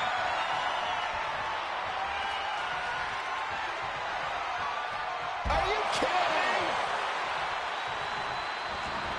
And he's taking this to the outside. Neidhart getting set up. Super kick. Can the Anvil Over come the back top from rope. this? That's one way to go move for. He stays alive. He stays alive. He I have returned. All right. So, what have I missed? Tony Stone is beating up Jim Manville Neidhart outside the ring currently, but what is the tale of the match so far? Well, it's kind of been back and forth. Manville's been busted open. Has there been any pinfalls or submissions or anything? No, it's nothing, so okay. Not that I've noticed. All right. Okay, so I'll get back to finishing that list. All right. Let's see here. Here it is. All right, so number 5 is the Bullet Club. The Bullet Club was a little-known faction who performed in New Japan Pro Wrestling that went on to become an international phenom. It was none other than Prince Devitt, a.k.a. Finn Balor, who started the group back in 2013. At one point or another, the Bullet Club featured just about every top wrestler who wasn't signed by WWE. The faction was also prominently represented in Ring of Honor Wrestling. Notable alumni include AJ Styles, Cody Rhodes, and Kenny Omega. Today, it's nearly impossible to go to any wrestling event without seeing a sea of Bullet Club t-shirts in the audience. The faction's success proved that there was a significant market for pro wrestling outside of WWE and helped pave the way for promotions like AEW. And I do believe Tony Stone just picked up a pinfall over Jim Neidhart. Just went for another, but was not successful there. So it is 1-0 for Tony Stone currently in his campaign for the United States Championship. He's got a stop sign. Did not get a chance to use it though. Or maybe he will. Nice reversal there by Tony Stone. Into the ropes goes Neidhart. Oh! How did Neidhart duck under that kick? I don't know, but wow, that was a nice power slam. Down goes Stone. Stone powers out. The Grand Prix champion's not ready to say, I quit yet. Plus, he is winning 1-0. And another power slam, 2 in a row by Jim Neidhart. Going for another quick pin count here. And another kick out by Tony Stone. All right, so number 4 on this list is The Shield. So while they have... I'll read it first. So while they have reformed periodically since, The Shield debuted in 2012 and went on to become one of WWE's top attractions until they disbanded in 2014. All right, it's 2 years, but anyway. The Shield consisted of Roman Reigns, Seth Rollins, and Dean Ambrose.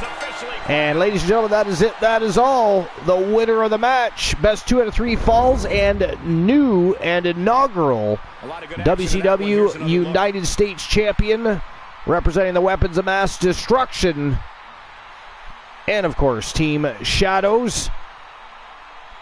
He is Tony Stone. He is now a double champion. He is the Grand Prix Wrestling Champion for YTD Academy and the WCW United States Champion.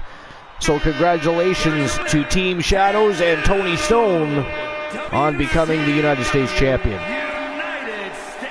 And I'll issue the payout for that. But let me finish that little blurb here. So the...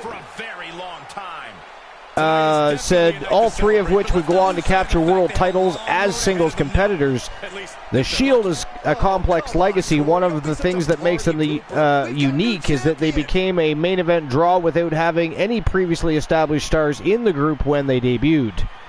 Well, that is true, but moreover, they helped Seth Rollins become the superstar he is today. Unfortunately, the Shield was also the launching point for Roman Reigns' main event push, which caused a lot of fans to sour on WWE as a whole at the time.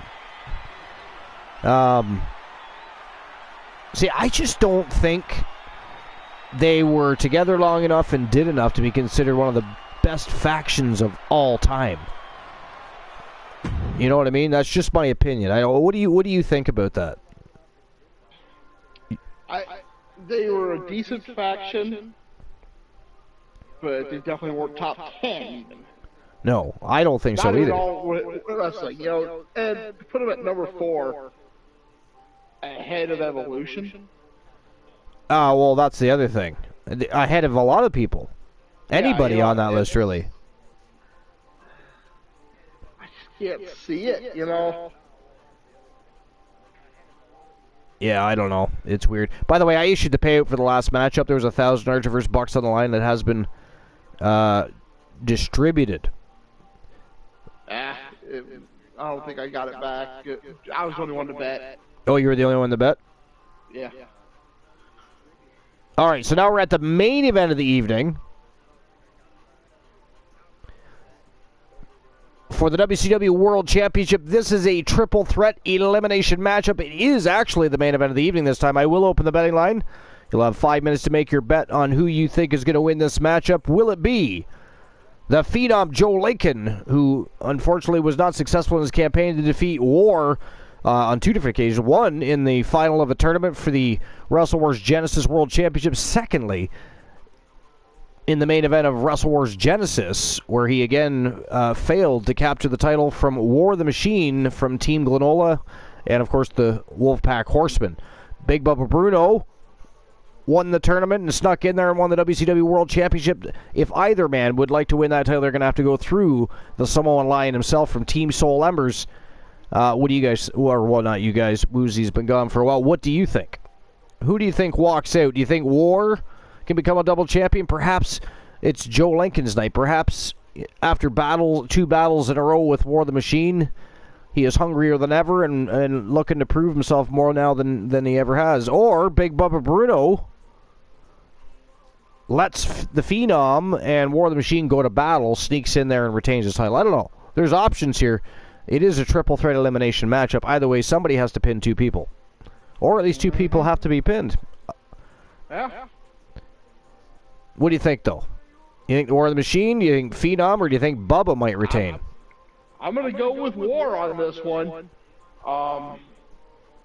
It's kind of hard to bet against him at this point. That would make him a double world champion, and the first one in quite some time. At least for the men. Yeah. Women they've been breaking records left and right, but the men, it's been a long time since we've had a double champion in the men's division. It seems like so far since 4.0 started, the more you beat up War, the more dangerous he gets. I know he's like the Incredible War Hulk. You look at the tournament. He did not have a single easy match. No, he didn't. He took a lot of damage and still came out to win. Yeah, no, that was a brutal tournament. Without doubt. Yep, agreed. I don't know, it's a tough one. Big Bubba Bruno's a formidable opponent and champion, not to mention. War of the Machine's already proved himself twice. One going through a brutal tournament and defeating somebody with the likes of Joe Lincoln from Team Joe Link. Joe Link has lost twice. I don't know. It's a tough one for me. I kind of want to go with Joe Lincoln for some reason. I feel like it might be his night. I don't know. It could be. There is a reason the Wolfman invited him to WCW. That is true. It was not to set up an easy match. It was, yeah, no, that's true. He wanted that level. And well, if they can't beat Big Bro Bruno, then Big Bro Bruno deserves that title. Fair. That's the Wolfpack way of thinking. That said, I'm gonna go with Joe Lincoln here.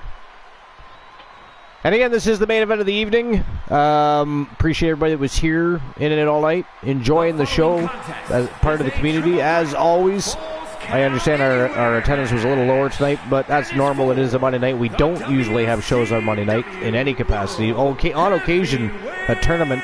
Even then, we try to push for a Tuesday, or we did until we moved Genesis to Tuesday. Now, that said, initially I was going to run tonight and tomorrow night back-to-back, but since I won't be starting till around midnight tomorrow night, and I'm off Wednesday, what I'm thinking is I run Genesis on Wednesday this week instead of having a midnight start. Now, that said, I only work till 10, so if you're going to be live, I will join your broadcast. Yeah, I was going to say, I'm doing a subathon. Oh, your subathon, that's right. On Wednesday, you're doing a subathon. Show. Do it. And just but you can rate into me or whatever. I was going to say, you'll already be into your subathon, so I can still hopefully collect enough villains and we can invade the subathon. Yep. That is brilliant. I'm surprised we didn't think of that initially and just do it. Yeah, but I mean, the thing is, I wouldn't be done till 10. I'm obviously going to spend time with my missus before she has to go to bed that night, which means I wouldn't be starting till midnight, maybe midnight 30. You're talking it running till 4:30 in the morning. I don't know. I think it's better that we do it Wednesday. We can invade the subathon. I think that works out far better. And the plan, starting off 8-hour minimum. So that's going to, at minimum, that'll be 10 o'clock. Look at that beautiful championship belt. I think that's the nicest Wrestle Wars belt that we've ever had. And introducing the challenger, representing. It is really nice. And if you notice, I haven't made any changes to any belts. Weighing in at 200. Right? Is that good, or are you? Yeah, Tim. I was just gonna say, are you proud of me? But you're throwing big, hitting below the belt. How dare you? That's a ghastly thing to do. Hey, how many times have I heard you say, "That's great. That's great," but a week, 2 weeks later. He's told anyone who will listen that he always has been the uncrowned champion of this division. Now, I don't think I'm going to be honest. I actually, for the first time, I actually really like the belts. Well, not the first time, but the first time that I've created belts and not changed them immediately, I think. Might be fair to say, to be honest. Am I wrong? I don't think I am. I think it usually lasted about 2 weeks before you start making alterations. Follow with the timeline. And introducing I the could be wrong, champion, representing Weapons of Mass Destruction from the Isle of Samoa, weighing in at 400. I don't know how long this matchup's going to be, so what I'll do, instead of reading the entire blurps from the last 3 that are on this list, we'll just go over them, because we did spend a bit of time discrediting the thought of the Shield, because they don't belong there. I'm sorry, they don't. They just didn't have enough time together as a faction. They didn't do enough as a faction. While they were a faction, yes, they were semi-interesting. I knew Seth Rollins was the better of the 3, and I knew that Roman Reigns would eventually become a bigger star than Dean Ambrose. I was surprised Dean Ambrose was champion at all. At least the WWE champion. I'll be honest, whether he's John Moxley or Dean Ambrose, I just don't actually think he's that good. I don't know. And we've been waiting for this, a triple threat match, one fall to a finish between 3 very hungry competitors. And, the Moxley character is the exact same thing. He just calls himself John Moxley. People say, no, he's more hardcore, he's more this, he's more that. Is he really? Like, what? No.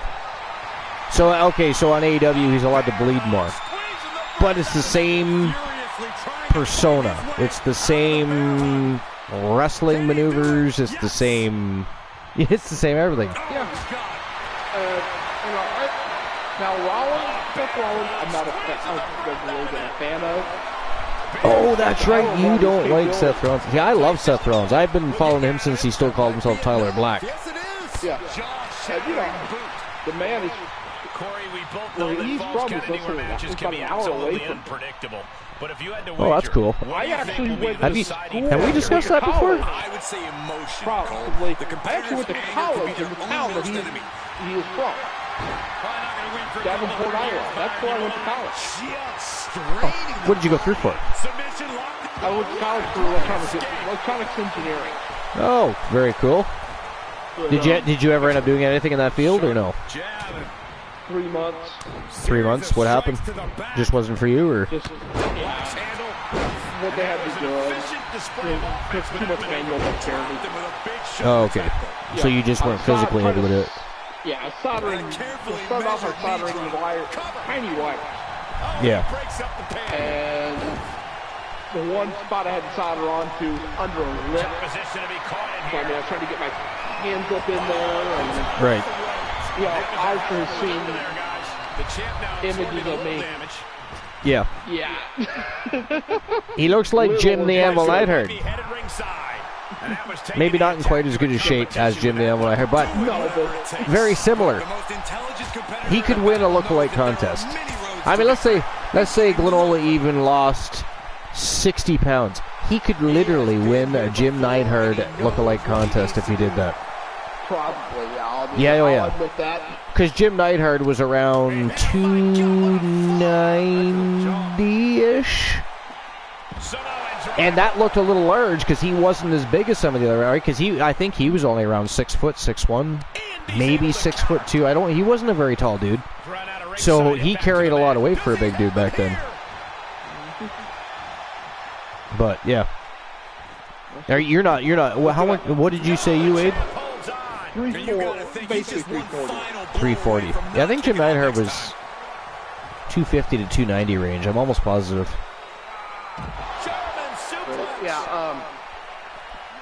So he does some great work. Some great things around. Around kind of important and everything. He really does do some. Yeah, I've heard he gives back to his community. Yeah. I just never was a fan. And Roman Reigns,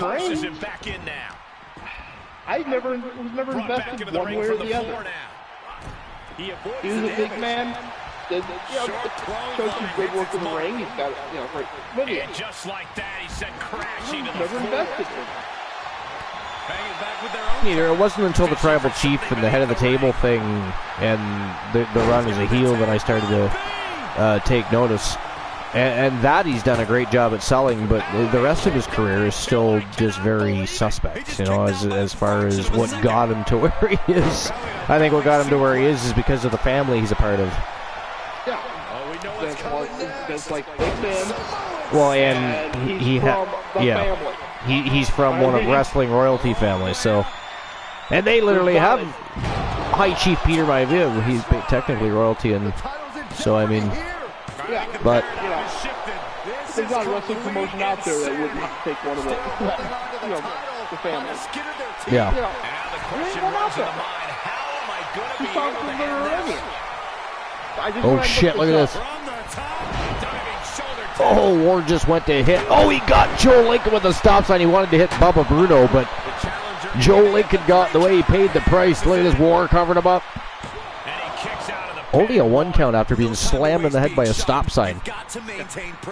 That's impressive. Was 6'2", Bill at 281. So I was close. Yeah. I said 6'1", 6'1", but I thought he was more like 290-ish. And then I thought he did lose some weight there for a while. I thought he might have dropped down as low as 250. Like later in his career. But yeah, at one point I knew he was close to 300 pounds. So yeah, you only need to lose about 60 pounds and you could be a Jim the Animal. You could go buy yourself some Bret the Hitman Hart tights. Guys, I mean, good. Well, I mean, you'd still find those. Good luck finding Jim Neidhart tights. I know. Well, I mean, if they'll fit Jim Neidhart, they'll fit you. I mean, I do want to see pictures of this, of course. I figured. Yeah. So you got to get on the. You got to get up. First of all, you got to get on the path to losing 60 pounds. Hey, if Woozy can do it, dude. I know. If Woozy can do it, he is on a roll. I'll be honest with you. If I get this job and everything, you know what you should do? You should get yourself a dog. That's not. Are you allergic? No. Or can't have pets for here? When my parents moved to town, they had to put the dog down. Oh, okay. From 5.25 acres to a yard my mother could push mow in 10 minutes. Maybe it was the dog sick, or? No, but there was just, they didn't let anybody take her, and to go from 5.75 acres down to, like I said, basically nothing for a yard on a dog that keeps her running. Yeah. Was it an old dog, or? Oh, Tony was only 8 years old, 9 years old. Also aging, though. Didn't have many years left. Still, that's too bad. They would have to make that kind of a decision just because you couldn't find a home. And I suppose like shelters and stuff always want you to pay money to. Yeah, and after that, my mother just flat out said, never again. Yeah. Well, I mean, I can understand that. That happens to a lot of pet owners. Yeah. He found her, and we had a litter, and my mom found out about it, and went and picked out Tony. My mom named her. Yeah. Gotcha. I see. So so I can understand that then. Before we continue the conversation, the final three on this list was the Four Horsemen, D-Generation X, and the NWO. Okay, those are, I can see those being a top. Oh yeah, I mean, I think personally, the Four Horsemen should be number 1, NWO number 2, then D-Generation X, I think, but whatever. Yeah, I can see that. It's arguable between NWO and Horsemen. Yeah. Yeah. Because Horsemen were pretty limited in where they were at. The WCW. Let me just look this up. Climbs back inside. Makes him pay with a counter.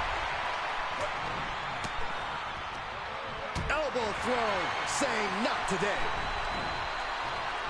I mean, if that stop sign was actually used as often as it was attempted to be brought into play, there'd be some headless wrestlers in there, I gotta tell you. Oh, it is full Nelson by War the Machine on Big Bubba Bruno. Oh, he tapped him out. The champion has been eliminated. Oh my God, War is now on campaign to become double champion. Or I was just gonna say, Joe Lincoln could become the WCW World. Wouldn't that be something? Lose twice to War for a title from his own show, and then come over to War show and win his title. That, I mean, talk about continue the rivalry in a big, big way. Holy shit. Okay, basically they were in Mid-Atlantic Championship Wrestling and then World Championship Wrestling. And, by the way, how could War not, at that point, if he was to win this, if he wins this and becomes double champion, how could he not challenge Tony Stone and become the very first ever men's Triple Crown champion? Yeah, it's very possible. No man has become Triple Crown champion in the history of the Archerverse yet. Only 2 women. That is it. That is all. Oh, look at that. As we talk, Joe Lincoln trying to dispose of War, and he did it. Wow. Holy crap. Holy shitballs. And like I said, talk about extend the rivalry. That is fucking crazy. So, ladies and gentlemen, the winner of the match and new WCW World Champion from Team Joe Link, representing the Phenomenal Soul, the Phenom Joe Lincoln, after losing 2 campaigns to become the Wrestle Wars Genesis Champion, comes over to the man that defeated him twice for that very belt and wins the championship on his show. Joe Lincoln, the WCW champion. Wow, congratulations to Team Joe Link, and of course, Joe Lincoln. That is phenomenal. And pun definitely into... Uh-oh. Congratulations, Joe Lincoln. I brought you over here for an amazing match, and you pulled it out. Unfortunately, there's no consolation prize in great triple threat work, matches, Saxton. But Joe Lincoln, I have to applaud you. You are welcome on WCW anytime. Alan Severn had some words. I mean, how? And by the way, how impressive has Alan Severn been lately? I mean, new YTD Academy Pure Wrestling Champion. He was successful tonight. He's been successful since the start of 4.0, and let's not forget he was on a tear in the end of 3.0. It's like a brand new Alan Severn. And I got to tell you, since returning for relaunch and coming into 4.0, he looks sensational. Period. Oh, yeah. The new look, the edgy. I mean, if there was an edgier attitude for the Wolfman, he's definitely got one. All right, so ladies and gentlemen, again, thanks for being here tonight. Episode 458 is officially over. Fantastic evening. That was a great return for the Archivers TV. Wrestle Wars Genesis was off the hook. WCW SuperBRAWL, the first show, off the hook. Again, our attendance was a little lower tonight, but that's to be expected. We're on a night we're not supposed to be on. Mondays, generally speaking, have never been kind to us as a channel, which is generally why we don't do it. But I didn't want to keep delaying any further. That said, as opposed to running the show tomorrow night, because it's going to be very late, be about midnight 30 before I even get started, for a couple different reasons, including I don't get done work till 10 p.m., we are going to run Wrestle Wars Genesis Wednesday night, and we are going to, once the show is complete, we are going to invade Team Glenola's subathon over at the Glenolaverse. That is the plan. That's what we're going to do. Speaking of invade, right now we're going to invade Christian Cool. Usually I'm able to invade him with a bit of a higher number, but I'm sure he'll appreciate the villains we bring over either way. But again, thanks for being here.